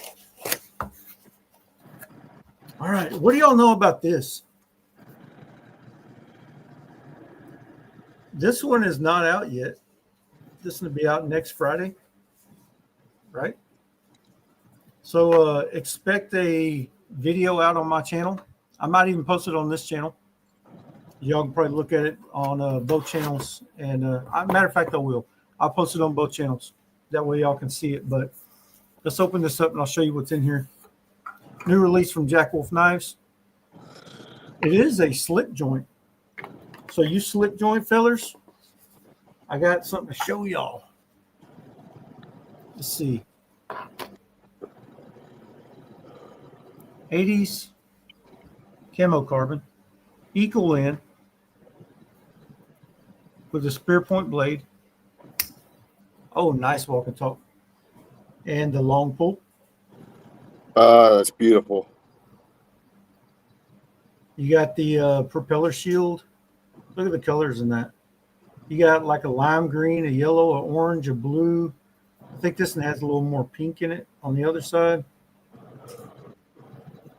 Very nice. Fit and finish is literally perfect. Just what you expect from a Jack Wolf knife. Walk and talk. Ooh, did you see that? It is pinchable, in case you're wondering. This one is the Gateway series. Going to be $70, right? Yeah. So Yeah, I think so. I think the 80s camo carbon is 80. Yeah. But I'm going to tell you something. You're probably not going to find another knife this nice for 70, 80 bucks. You're not going to. Show me. They've got 5 or 6 different variants of this. They've got a yellow antique micarta, a paper micarta, and then they've got a red bone covers. They've got abalone, and what else do they have? There's a Ebony. ebony, G10 purple, which is the exclusive. So it's going to be pretty sweet drop. Y'all check it out. Don't forget to watch the video I drop. It's probably going to be tomorrow night or Monday. I'll go ahead and make the video tomorrow. Might even be Sunday. So keep an eye out. These are pretty sweet. That's dope. I cannot wait. Cannot wait. You seen it here. Seen a lot of stuff here today. Yeah, I'm going for the antique micarta, that yellow one. I used to have a Pena in that micarta, and I always regretted selling that Pena just because of that micarta. I love that antique micarta. It looks good, dude. It looks good. Yeah, you can't get a better knife for the price, Boomer. We all know you're a Jack Wolf knife guy, but I mean, I agree 100%. I'm a Jack Wolf knife guy too. I'm a GC guy, and then Jack Wolf is like right there next to it. I love my Jack Wolf knives. Hard to beat. And a lot of the gripes about Jack Wolf knives being too expensive, you can't say that no more. Jerry says he's stuck between the red bone and the ebony. I don't know what to get. I like the ebony. Yeah. Personally. Yeah, I like that red bone too because it looks almost like a marble. like a marble finish to it. You said the scuffle? Yeah, you did. I've carried this thing every day since I had it, except for the past 2 days, today and yesterday. It's been in my pocket the whole time, and I love it. If you can get a scuffle, I say go get a scuffle. And I do get Jack Wolf knives and review them from Ben, but I'm not just saying that because of that. Because if all the knives that I have, if I'm carrying one for that long, trust me, I believe in it. I love it. This full titanium version is just ridiculous. Hell, I'm waiting for you to get it out of your pocket so I can review that one. Oh, I know. Look at the edge on it, dude. It still looks good.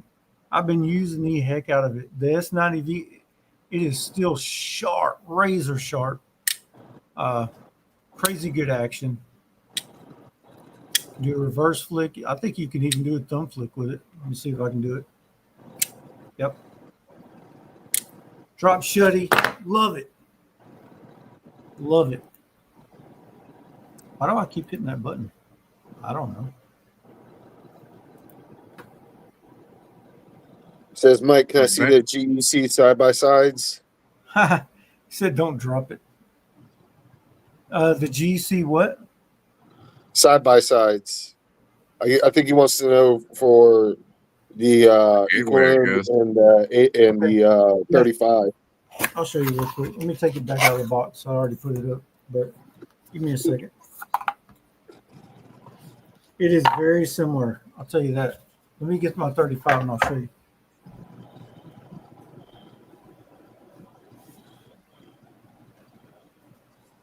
Arizona said, I'm going to give abalone one more try. Are you going to go for another one? That abalone is growing on me, man. Me too. I usually don't like a lot of fancy colors like that. I'm usually more like a subdued, like natural color kind of guy. But that abalone it's growing on me. Here's the GC35 right here. Up against this one. So it's very similar. Oh, it's a little bit bigger on the blade. The blade is a little bigger. The handle is the exact same size. Oh, he said GEC 94 and a 15. A 94 and a 15. I don't think. Oh, okay. Yeah. Let me go get it.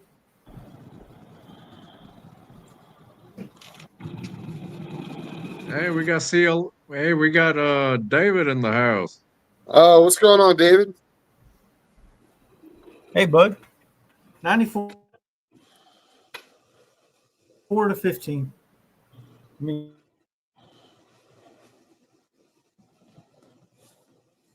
Mike, you're freezing up, dude.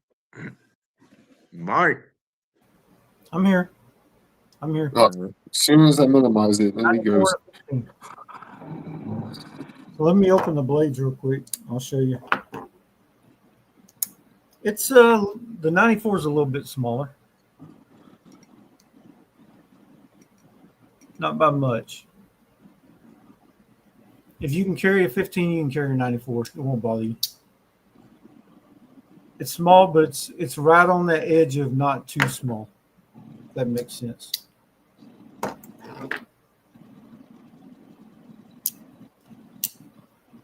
Sticking up some sheaths and listening. Cool, man. Thank you for joining in, David. What you got to blow me up for? Jack, with you. Okay, that's funny.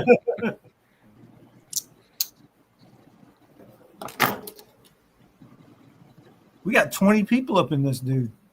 I don't like acrylic or abalone. The only abalone I like is that red abalone from the Warney fixed blade they did. That was some pretty nice red abalone. I've never been an abalone guy. But I will say this: I'm like Damien; it's growing on me. Yeah, it's growing on me. A matter of fact, this one right here, I've already got a trade for the abalone going on. So this one I'm going to do a video on, and I'm sending it in a trade for the abalone. So I dig that.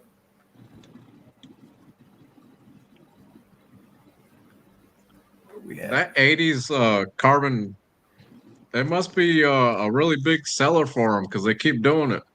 Yeah. The 80s. Oh, I want to plug somebody in the show real quick.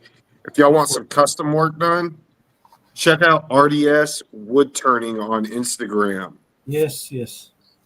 If y'all want some awesome cups, beads, custom beads or pins, check them out. I got all that done. Mine's gonna be in on Monday. Y'all should totally check them out. I don't know if you want to pull that up, Mike, so you can show their work or RDS. show his work. Yeah, Bobby does some awesome work. Let me look it up.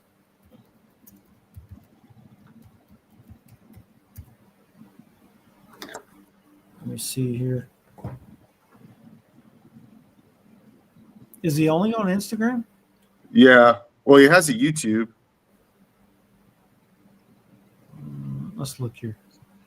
Instagram. Let's see.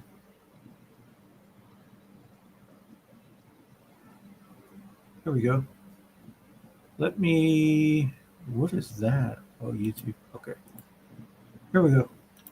Putting it up on the screen.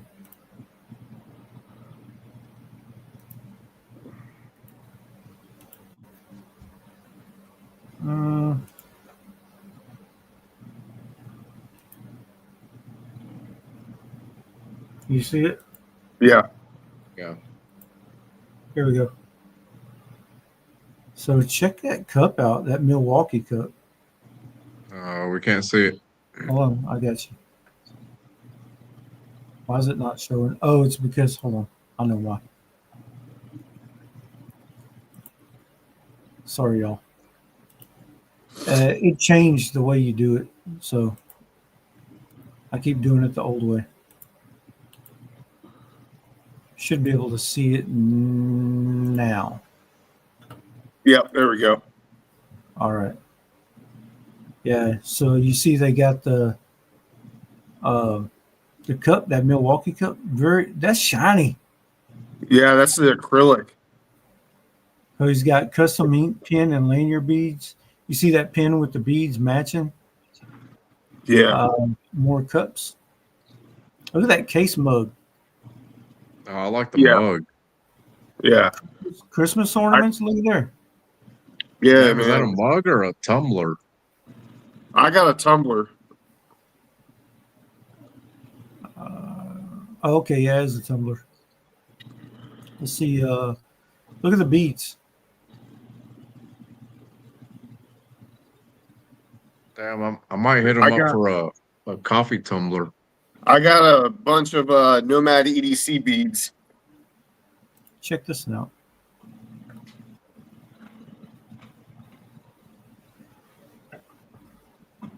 He put our logo on beads like that. That's pretty sweet. Yeah. I like that. Pretty cool stuff. Jay said, "Yeah, I'm a Milwaukee man. I like that. Do you send him a cup to do, or does he have the cup? He has the cups there, dude. You don't have to send him anything." Yeah, I might have to hit him up for one of those coffee mug tumblers. That was pretty cool. With our Nomad EDC logo on it. That'd be pretty tight. Yeah, you guys should totally go check him out. Really good prices as well. We did some trading. I had a knife for trade that he was interested in, and I ended up with some work done that I wanted, and a GEC. So I'll have that in on Monday. I got a lot of stuff coming in on Monday, man. A lot of stuff. Is it all gonna fit in your mailbox, man? No, they're gonna have to give me the key to the bigger storage unit. Oh, hey, do you want to show the wax wing knife? Yeah, let's do it. You want to do it? Yeah. Yeah. You want to give the 17 people in here a sneak peek at the Maverick? Sneak peek. Wax wing.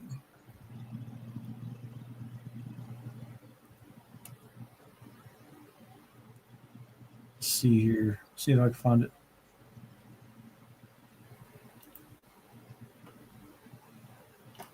Yeah, our Jay, collab knife with wax wing came out awesome, Jay, man. Jay, send me your address and I got you. Share. All right.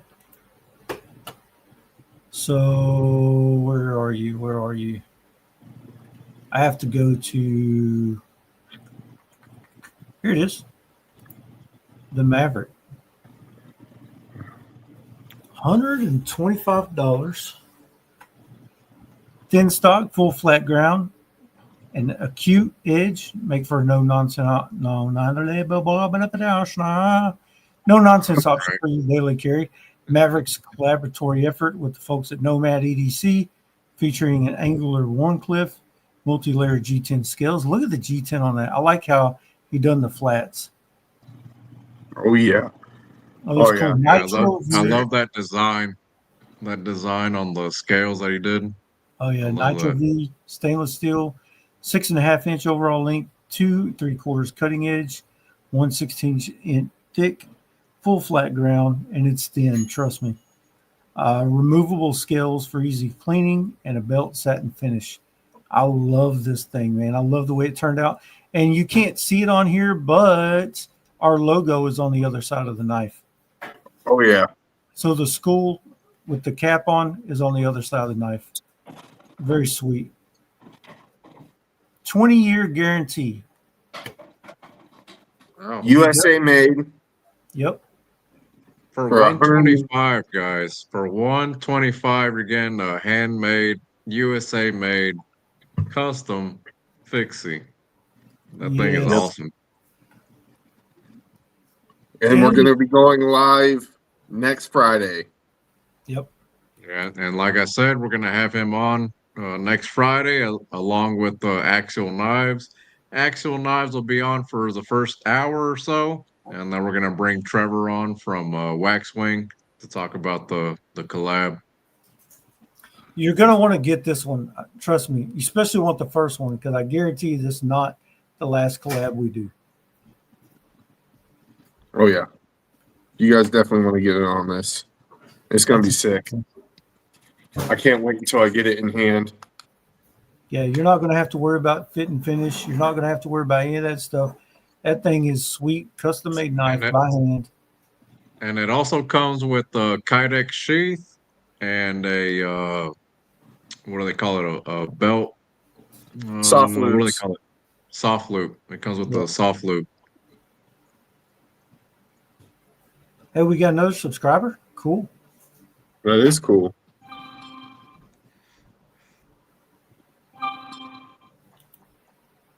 Yeah, you don't have to the worry sheath. about it. The sheath is awesome too. Like I said, it's Kydex, and it comes with the thumb ramp, and it comes with the soft loop. So you're getting all that for 125. That's I mean, man, insane. you can't beat that. And it ain't because it's cheap. Trust me. The thing is nice. It's gonna be a workhorse of a knife too. If you want a cutter, that's what it's made for. We wanted it to be a utilitarian type style blade. That's what we wanted. We wanted something that you could use, but be slicey. We just wanted to cut. That is the reason why we went with the blade shape that we went with. Yeah, Jay. Yeah, if anybody's wondering, you can also put ulti clips on them too. Yep.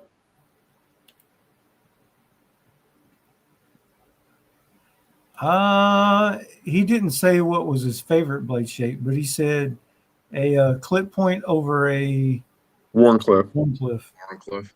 Yeah.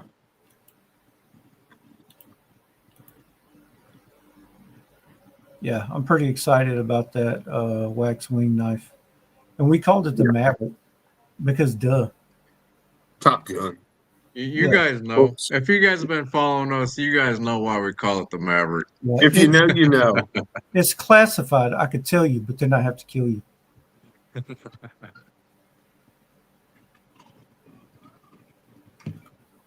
Hey, I'll just say this: our next collab, we either gotta call it Goose or Iceman or Rooster.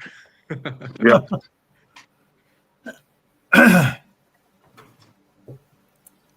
So there's 22 folks in here. Y'all say something in the comments. That's what we like to do is interact with y'all, read the comments. Y'all have any questions for us?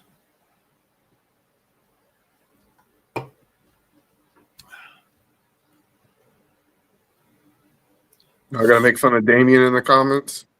Probably. What? Hey, Chris, don't start no shit, man. Don't get Jay started, man. What the fuck?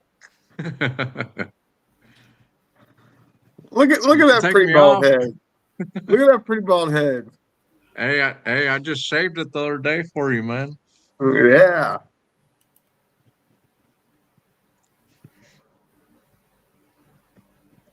I haven't heard very much He said about I'm not allowed anymore. it. He's not allowed. Hey, now you're in the coochie crew, Jay. You got to save all your smart comments for the coochie crew. Call to the next collab. Boomer. Boomer. Boomer's probably naked in the shower watching. Hey, how we just gonna skim over this one? How are we just gonna skim over that Because comment? that one doesn't matter. I want to read that one. Jay, there's a family-friendly show we're running here, Jay.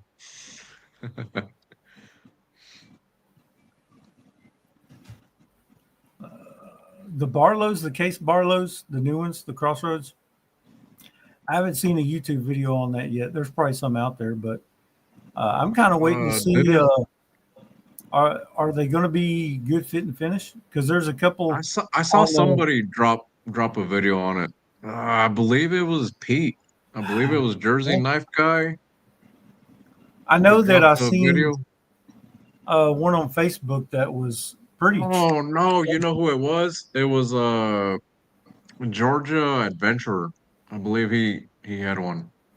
Okay. Oh, sorry, Chris. I keep clicking on stuff. Chris, drop that down quick about the private setting. What does that mean?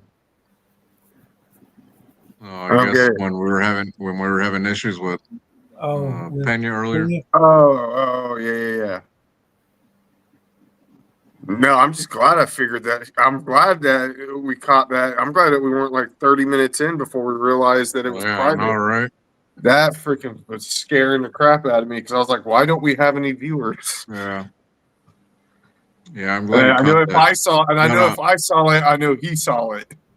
But I'm also glad that Pena was really cool about it. Yes. He was really cool about it. He was like, all right, let's back out. You sent me the new link, this and that. He was really, really cool about it. I don't get nervous, but I was about 10 seconds away from shitting my pants on that one. Like, I know, man, dude. I was like, we got Enrique Pena and we're having technical difficulties. Yeah. I'm surprised more people have not gotten more of those Barlows. I'm sure a lot of people got them. I just haven't seen a lot of videos on them. Bob said, I'm happy with my Crossroads Saudi and the Barlow won't replace it, so I'm not even going to buy one. Damien, here's a question for you. You still have your Pena Stout collab knife? No, man. I had to sell it. I needed the money at the time. I wish I still had it, man, but you know how things get. I needed the money to pay some bills, so I had to sell it. Jay. I was never really nervous. I was I think during the first time we talked to him on the phone, I was a little nervous only because I was trying to gauge him and it was hard to do. He was a little more quiet on that phone call than he was on here. So yeah, he definitely opened up once we went live. Yeah, he was definitely more talkative this time than he did on our video chat. Ryan said, I'm on the fence still about the Crossroads Saudi, but if I got one, it would be the denim for sure. And just worry I would be too OCD about keeping the white liners clean. Oh, the denim micarta Crossroads. That one's awesome. That's always the thing with white liners is, are they going to stay white? Mm. I'm sure you could probably use like what do you call that? Magic eraser or something on them. I was about to say you could probably use a magic eraser to keep it white. All right, I gotta go tinkle. I'll be right back. Okay. Be right back.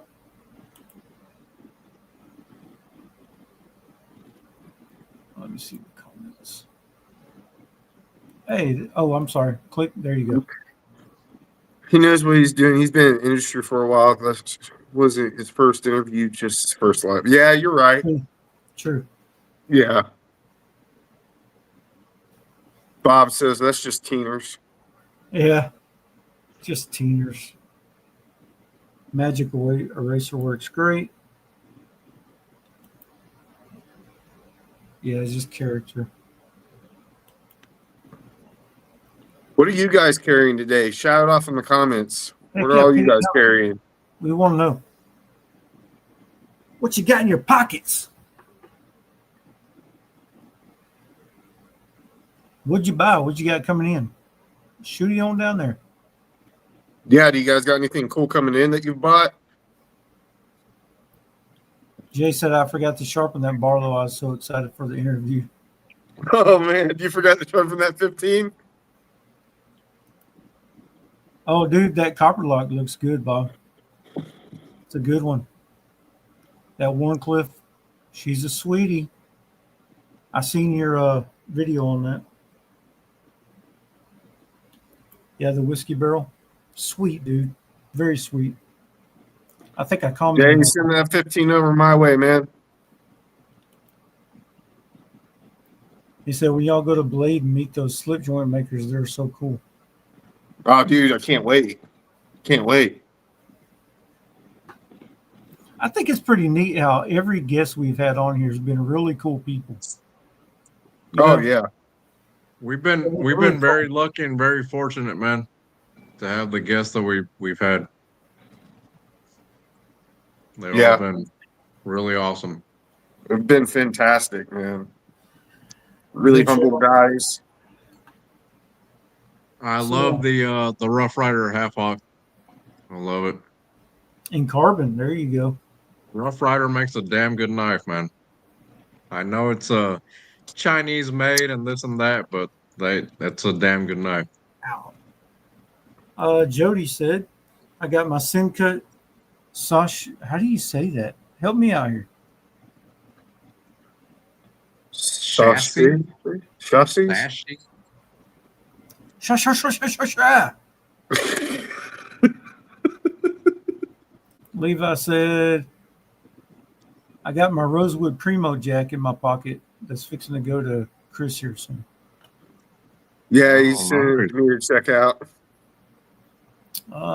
China Buck Jigbone Canoe. The Walmart one, huh? I actually bought that one for Levi a long time ago when he was probably about 14. You know, I've never had a buck. I've never had a buck knife. Really? All right, thanks, Bob. Hey, man, that's cool you say that. Thank you, man. Tomorrow I'm heading to the Ellaville show carrying my Swenson Custom Trapper. Hey, so I've been hearing a lot about this Ellaville on YouTube. What's this Ellaville? Where is I was Ellaville? thinking it was the I was thinking it was the bushcraft something, but I guess that's a different one. What is this Ellaville? Where's that at? Do you guys know? I don't know where it is. Jay said I said it before. I'll say it again. This community is just full of down to earth good people. Facts.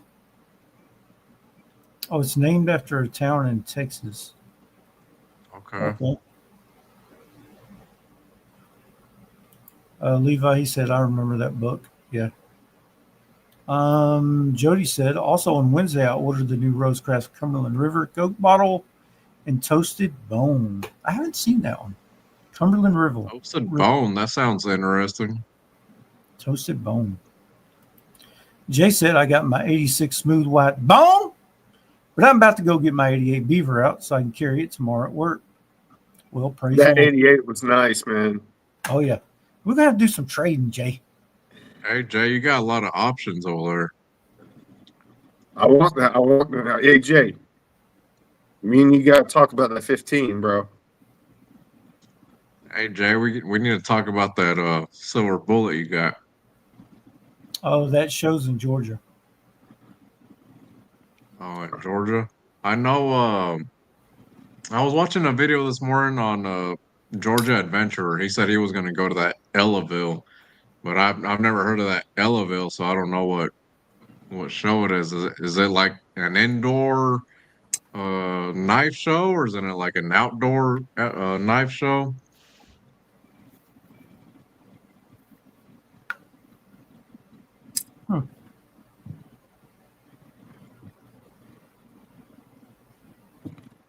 Have any of you guys heard of axial knives? In the comments, have you guys heard of axial knives?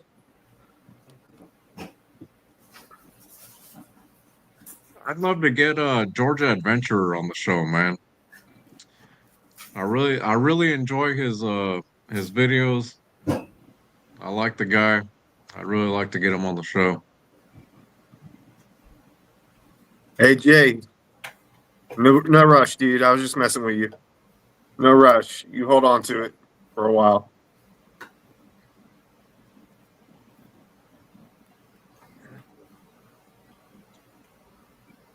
Oh, it's Oh, an sexy. indoor show hosted by Kevin Bentley, the Knife Doctor. Oh, okay. All right. I gotta look more into that. Sexy. Okay. Sexy. Sexy? Yeah, that's what she said. Sexy.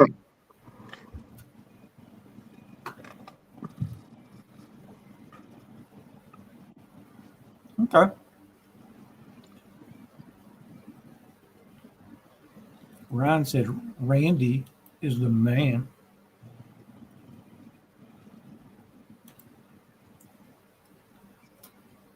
Yeah, do that. Oh, okay. Hey. Yeah, I'd appreciate that adventure.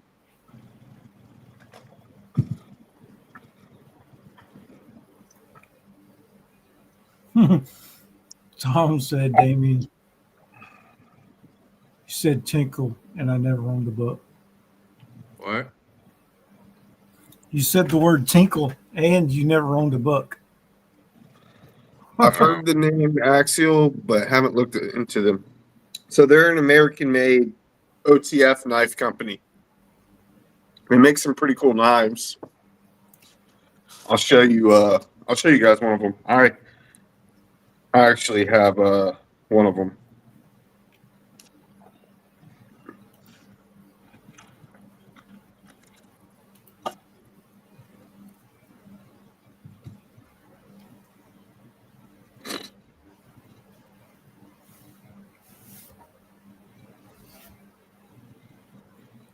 Oh shit! I didn't realize I was blowing up.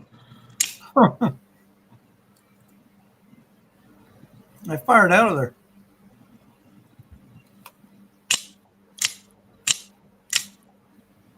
This is a Magna Cut. Titanium. This is titanium clip. There's no glass breaker. Deep carry pocket clip. Recessed screws.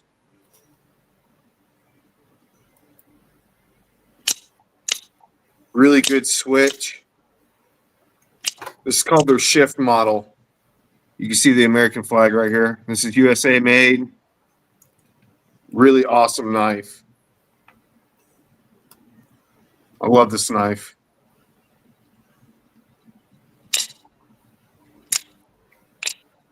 Got good. Yeah. Action. Oh, it's got great action. These are sick. This has got a G10 inlay, which kind of swells up, fill the hand really well. They come in different blade shapes. This one's the Tanto. And it's got that two-tone finish, got stone wash on the grind and satin on the flats.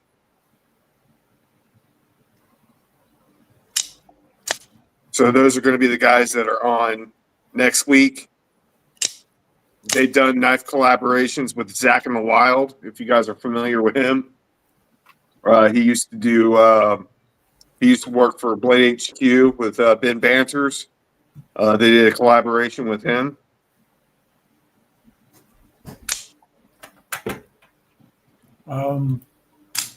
Randy, I'm sorry, I clicked on something. Chris, I have a 35 elephants toe you might like. You like sheepfoot blades. Send me a picture of it, Jay.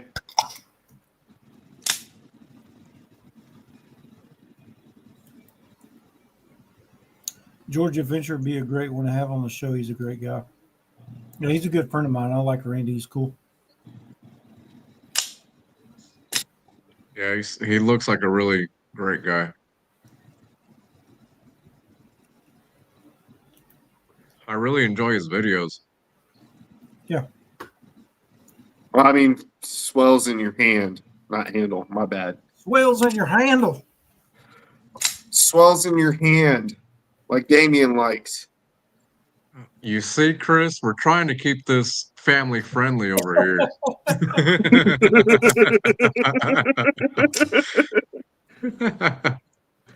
I can't do it, man. I can't do it. Enrique's gone. Now I get to have fun. I gotta fuck with you now. Damien Jackson people all day long. Oh, Up so until now- this now Yeah, it- don't now, let now, it, now it's no holds barred or what? don't let him sit there and act all innocent like he doesn't Look, do I'm nothing. I'm the victim in all this. Oh goddamn my! it. No, he is not. It'll be 5:30 in the morning, and he's starting his shit. Hey, He's like- that's He's like, hey, Alex. that stays in the inner circle. Oh my God. Hey, Arizona, you haven't been on the Coochie Crew in a while, man.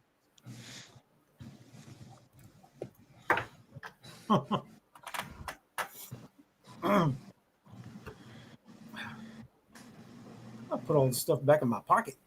It's everywhere.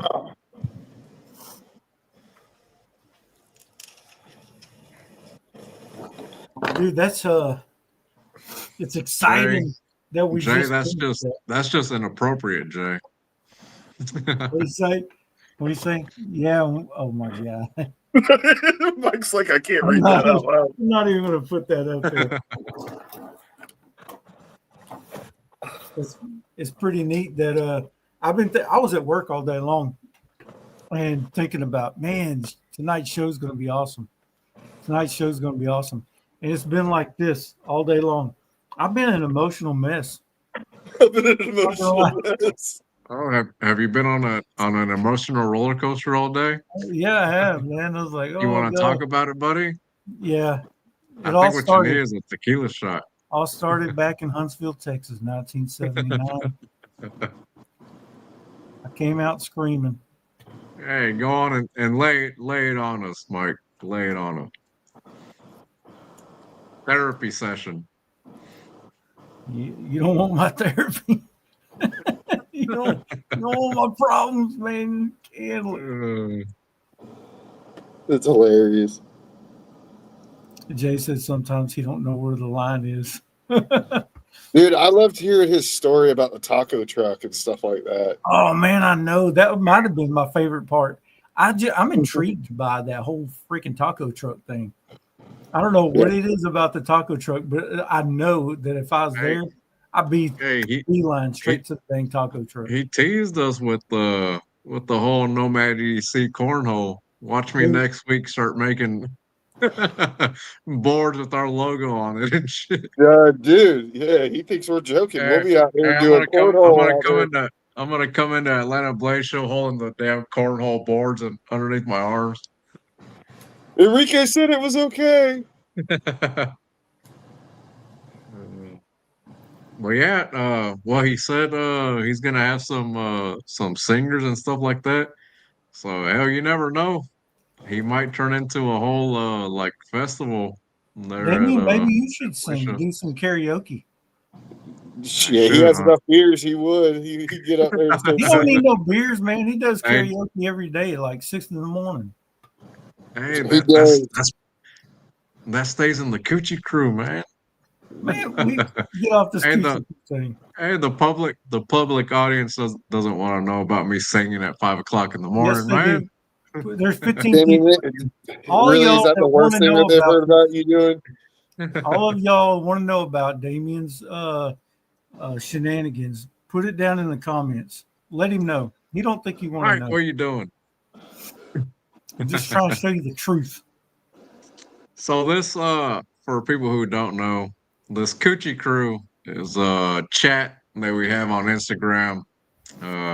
It's me, Mike, Chris, and a couple other fellas, and we do all our shenanigans in there during the week. Kind of behind the scenes stuff, if you know what I mean. Unspeakable things that we shouldn't talk about.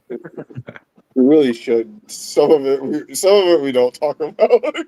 And we just added Jay to that chat, so yeah. Now he's now I get to hear all his shenanigans every day now. See there, Damien? We want to know. He said it's a very unholy place. Lord forgive us.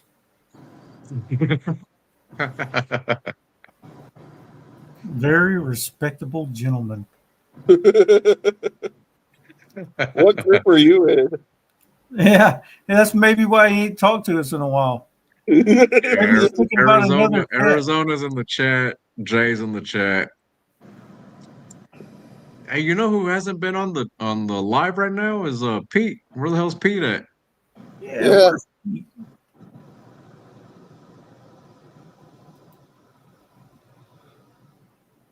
Down low stuff.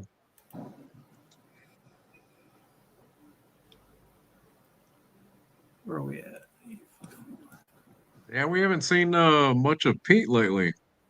Jersey Knife Guy. I messaged him the other day. We were talking. Well, he dropped the video today. I was watching his video.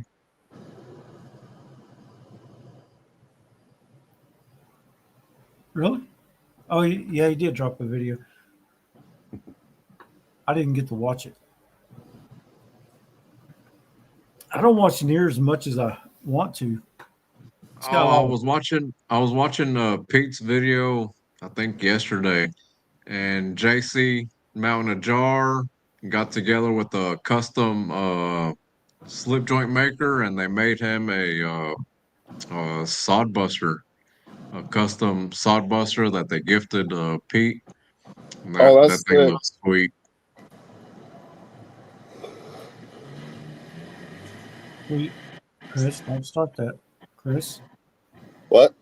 Don't start that now. I gotta eat. Better go eat, man. Yeah, I will. Are you eating those little Christmas trees? I haven't gotten it yet. Oh, are they out now? Are they out? Oh yeah, they're out. Oh yeah, hell yeah! I haven't gotten it yet. Though. Hey, I love the Little Debbie Christmas trees. Hell yeah! Yeah, I know. I gotta eat. Yeah, every Christmas it's the Little Debbie Christmas trees, and on Halloween it's the Halloween Oreos. Have you seen those the freaking reels?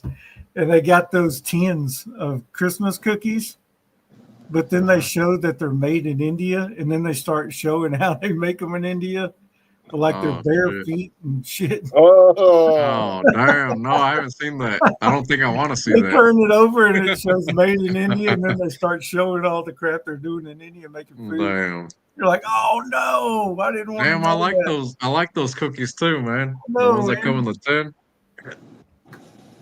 It's messed up.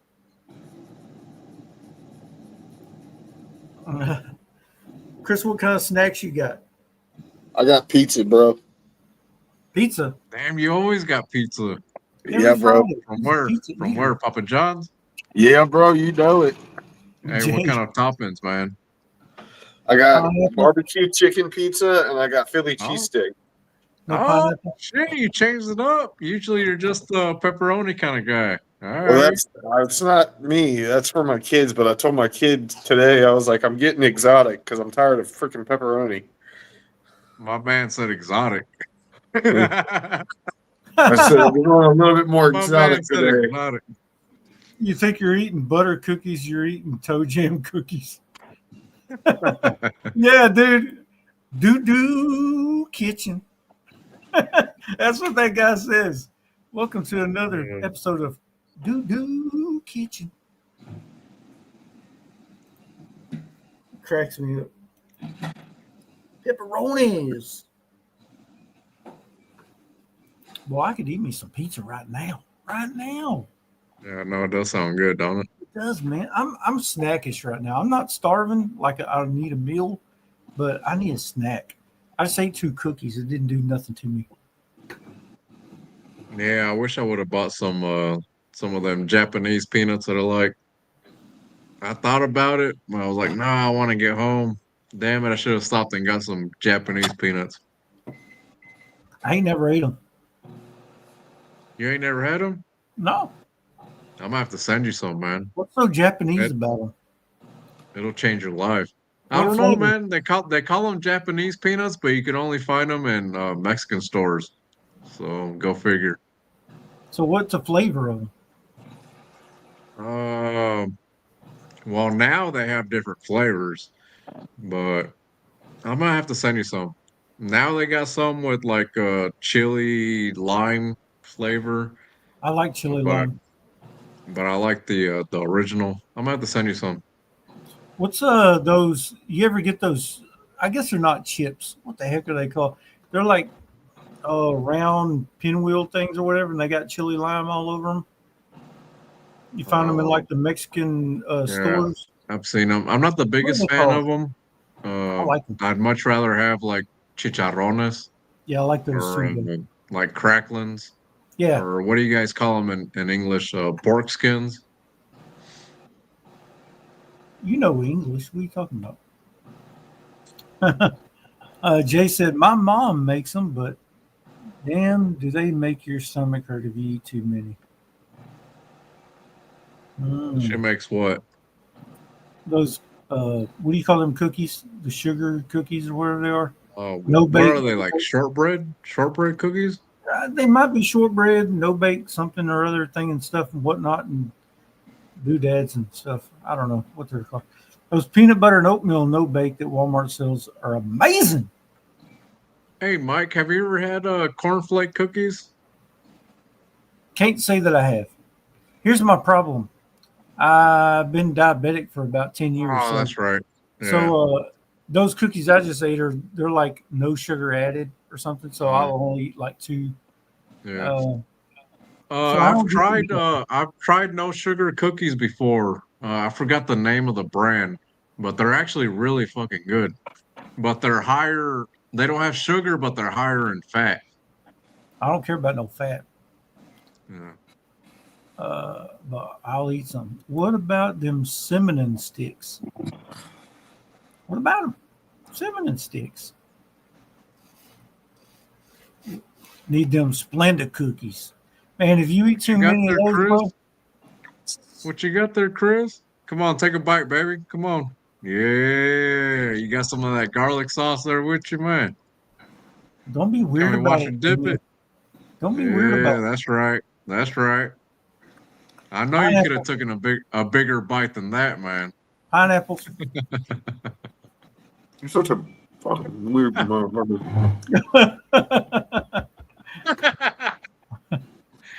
Jay said, yeah, peanut butter, chocolate, sugar, butter, only things you need, but boil that up in a pot, pour them in a tray, put them in the freezer. Yeah, I make cornflake cookies with you put cornflakes and like corn syrup and peanut butter. Oh man, with some sugar in it. That shit's fucking awesome. Babe, did you just make cookies? Did you make those? Hey, Mario ain't never had no cornflake cookies, man. That shit's fucking bomb, dude. How did we went straight from pina knives to cookies? Hey, we always end up on food. We were just talking about There you cookies. go, I like Chris. some. Fuck you. Hey, the garlic sauce is the best part, man. Those pecan shortbread cookies are hanging too. I think it's the Keebler ones. So let Damien see that garlic sauce. Why? Why, Jay? Now you reminded me that I had garlic sauce. There you go. Come on, dip it for us, Chris. Dip it. Come on. I'm not dipping it for you. Jody It's said, it's for the people, man. You gotta dip it for the people. It's not for the people. It's for you, you crazy bastard. Oh, CLM. All right, David. thanks, See you man. next Friday, brother. You have a good one. Oh, he was lurking in here. Yeah, he's hearing Damien talk all that weird shit to me. Yeah, and he's like, I'm out. Thanks a lot, Damien. You're going to rein him off. Hey, I'm sorry, David. Sorry. You're the one talking about keeping it PG, and you're asking me to dip the freaking pizza in the sauce and let you watch. Dang. All right, I gotta go tinkle. I'll be right back.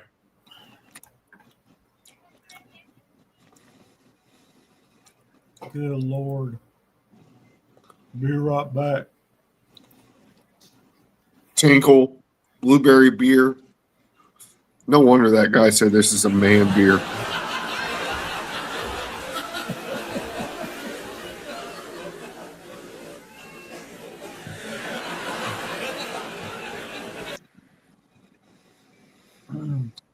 Oh, hey.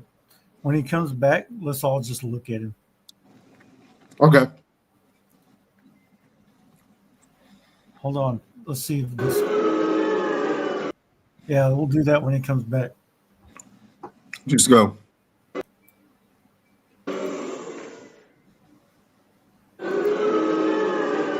The jar, baby. Where the hell you been, Mount a Jar? Did you watch the fuck?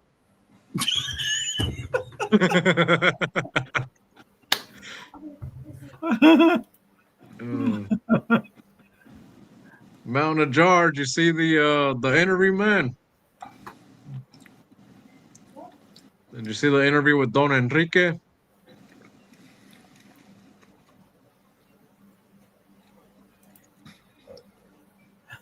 I think we tricked JC. Look. All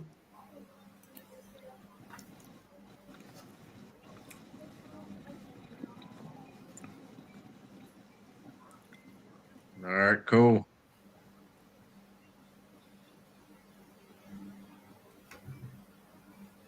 Hey, for those of you who didn't catch the first part of the show, this will automatically upload to the channel. So when we get off, you guys can rewatch the whole show. Yeah, rewatch it and rewatch it and rewatch it, rewatch it, rewatch it. Send it to your buddies. Share, like, subscribe, notification bells. Tell your mom and them.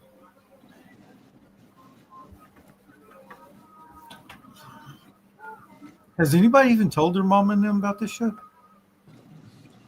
My mom knows. Yeah. Hey man, I'm offended. My mom ain't even on this show. Where's she at? I mean, I could tell my mom, but she ain't gonna give a damn.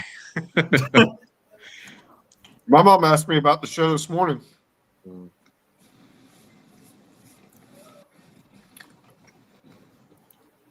She was like, "Don't you got that big show tonight?" I was like, "Yeah."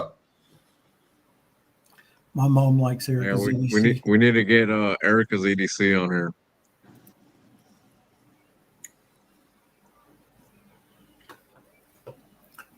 Oh my gosh. Oh, Mario, my heart goes out to you, man.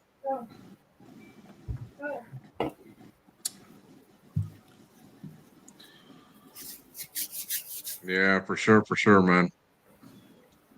Sorry about your loss there, Mario. Yeah, sorry about your loss. My condolences. Jay said he told his mom and dad he was talking to us yesterday. I'm sorry. Look what you done, Chris. That was Damien. What you mean that was me? What do you mean, what did I do? You were the one that asked. Hey, I'm surprised you went all fucking fancy with it, man. Surprised you got your chicken and bacon and what'd you say? Philly cheesesteak? Yeah. Nice. JC said, I asked Josh Francis to be on Nomad EDC. He said maybe. He said he's kind of shy. He'll think about it. Oh, that's the guy. That's the guy I was talking about. That JC got with Josh Francis to make Pete, Jersey Knife Guy, a custom sod buster. Yeah, I'm good friends with Josh. It's a cool dude. I used to make Yeah, that slips knife for all was his that sod knife busters. was awesome. Chris, What? he was a hall monitor in school. Why? What? What? Did you wear that? Did you wear that? What do they call it? That thing that goes across your chest says hall monitor. Oh, what's up with all the heat adventure in 1971? What's up? Hey, I get all the heat all the time, man. It's your turn, goddammit. Ain't nobody giving me heat except said Stevie. That was real heat. Yeah, I know, huh? You ain't got no damn heat at all. What? It ain't fun to pick on me, I guess. Whatever. We pick our mic all the time. Just nobody else does. Yeah, just not in front of my face. Jay said if anybody's interested, there's an 88 in Cocobolo on Knife Swap right now for 200. And it's got something thing and stuff. Really nice Cocobolo on it. I don't ever get on Reddit. I've been on there. I've looked at Reddit, but it's too busy for me. So I'm like, nah, I'm out of here. Thanks, Adventure 1971. It was I already told you what happens to me every time I'm on Reddit. it's picture day at school today. So I had to wear my polo.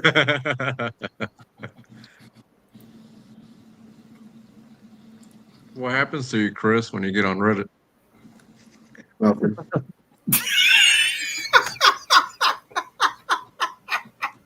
What happens, buddy? Dude, I see stars. The people want to know. Oh my god. It is complicated. I ain't gonna lie. Yeah, it is. It's It's too complicated. I get complicated. It's too confused. busy. I'm like, I went on there like once or twice. I was like, no, I'm out of here. Whatever, bro. I love that stuff in my life.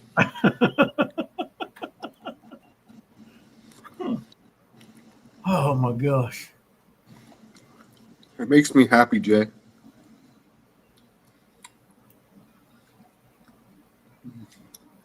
That's Dude, why I I scream don't here. I don't even know what pineapple means anymore. Chris has You like say 5 that. different. You say that Your fault. 900 times. You know pineapple means shush. We can't say nothing because there's kids around. Yeah, but he has so Is that many what it things means? going on that he's like, Oh, bacon. Like, Yeah, no, David's got like a million you browser had tabs bacon, open. you had pineapple, and then you put pineapple to like 5 different other things. So No, I don't know. we gave you different code words for shit because you're like you need colored tabs and all kinds of shit. Yeah, let me know. Let me know a secret code word for when I drink too many beers. Yeah. You wanted a different code word for all kinds of different shit. Hmm. Jay says, wait till your wife comes in the room and we bring up that $500 knife you just bought, Damien. What? I'm confused.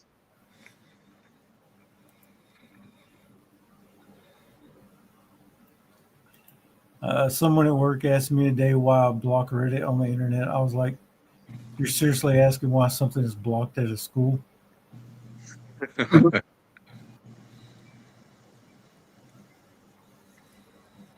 Your secret credit card.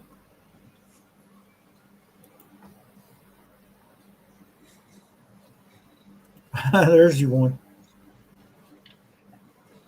Rhubarb?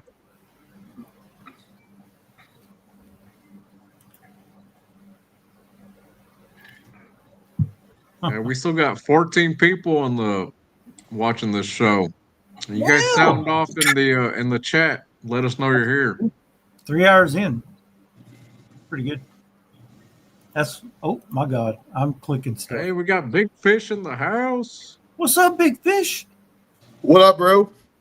Hey, Big Fish, you missed a good show, man. You're gonna have to go back and rewatch this. Oh yeah, Chris, good question. What? Read the screen. What? Oh, I was typing. Yes, I do. I've actually already filmed that video. I just haven't uploaded it yet. I'm going to be uploading that video very soon.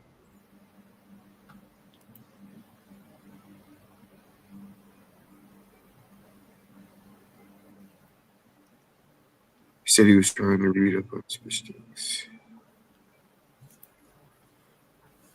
Yeah, that video will be posted up probably this week, this coming week. Maybe this weekend, actually. I've got like 3 videos that I've already filmed that just need to be uploaded. Fancy. Yeah, but the thing is with YouTube is when you upload a video, you don't want to sit there and upload a video and then upload a video the very next day. You want to give it a few days or like a week before you upload another one, because if you do that, it kills your views. Yeah, it stops getting views. Yeah. That's the reason why I haven't uploaded it yet. Well, Ryan, I did trade that Benchmade that you were interested in. I wound up trading that, and I got a GEC out of that trade. So that's what else do I got for? I don't know if I got anything else for sale. Hey, Mike, I'll get back with you, Ryan. Mike, you still selling those knives? I can. Oh, you can. I'm not actively putting it out there, but if anybody wants a knife, you can hit me up in my DMs. I might have something you like. Had an unfortunate situation with my Chevrolet Camaro.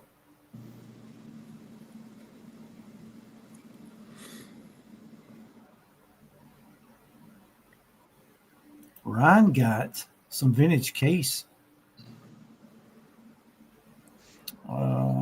Traditionals.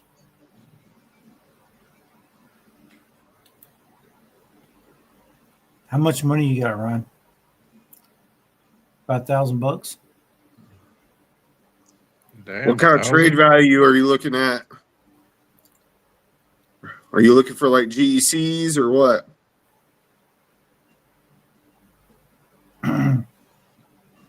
JC said, I pick up the Lander 5. It just happened to run into Damien and Alex playing with their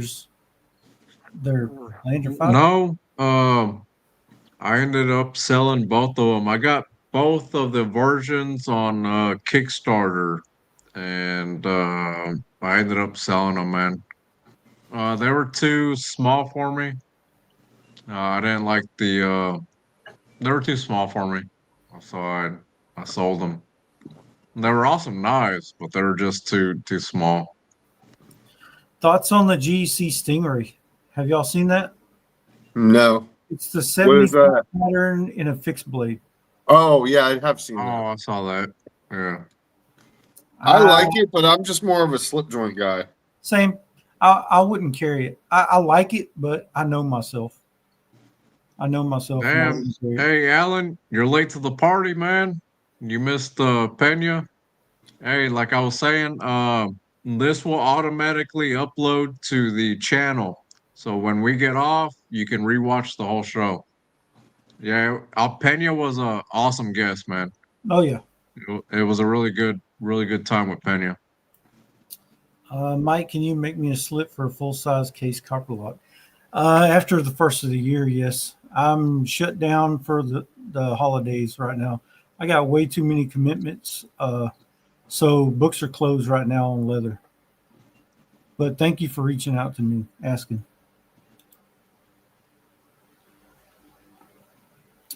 He was looking to buy, I think, Wally. He said he had a vintage case for sale, mainly looking for GC at the moment. No trades really at the moment.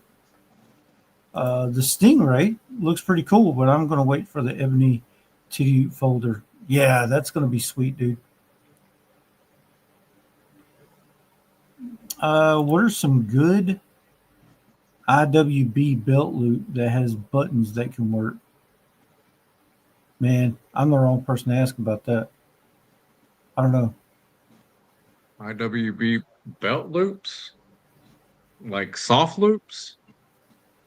Man, I don't know. I've had some soft loops, but they're really hard to unbutton. It's like those it's those soft loops that you got to get the button in a certain configuration to be able to open it. Yeah, I don't That's know. what our knife comes with is soft loops. Ryan said he wants one of the Mustangs. Me too. I got one, but it wouldn't hurt to have another one.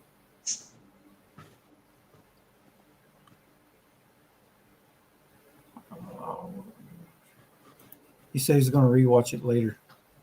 Hey, it's worth it. Yeah, Alan, definitely Totally worth it. rewatch the show, man. It was an awesome time with Enrique Pena. Yard sale prices like $5. Oh, damn, big fish. Hey, hit me. Hey, slide into my DMs, big fish. Don't be weird, Damien. You mean being weird? I'm just telling him to slide into my The way you DMs, said man. that. The way you Hey, said slide into my DMs with some pictures, man. you already I running off. want to see what you're working with. Bro. You said that on purpose. The knives, man. You see, you're just thinking dirty. That's all it is. You freak. Jay said, I would just get the new Ulti-Clip thing if that's an option for whatever you're trying to carry. True.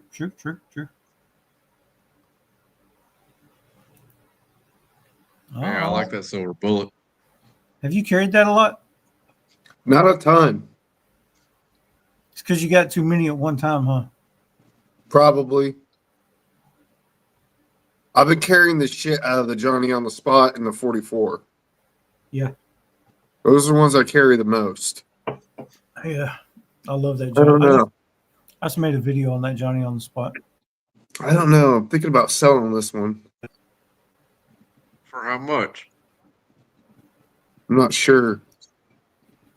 Hey, well, you slide into my DMs.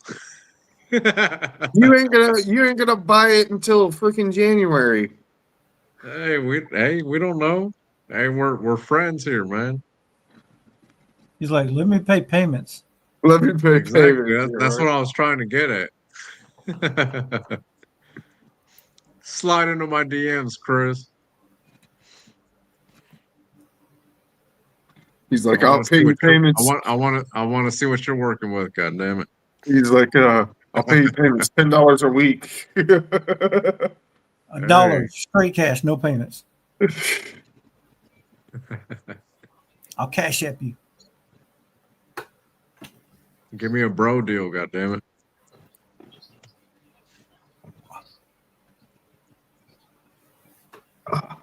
Let's see. All right. Hey, are y'all ready to shut her on down? Yeah. Yeah. Yeah. We can. Damien, you want to lead us out of here?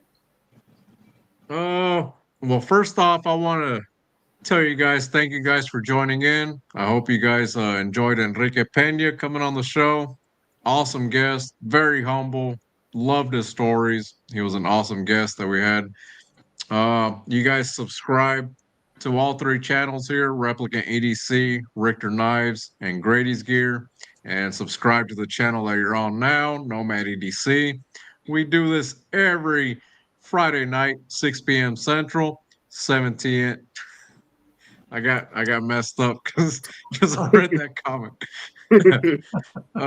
Every Friday night, 6 p.m. Central, 7 p.m. Eastern. Next Friday night, we have Axial Knives coming on the show. Yep. And we're also going to have Trevor from Waxwing coming on the show as well. He's going to talk about our collab knife. So that should be a good show as well. Thank you guys for joining in. We love all you guys. Thank you guys for coming in every week.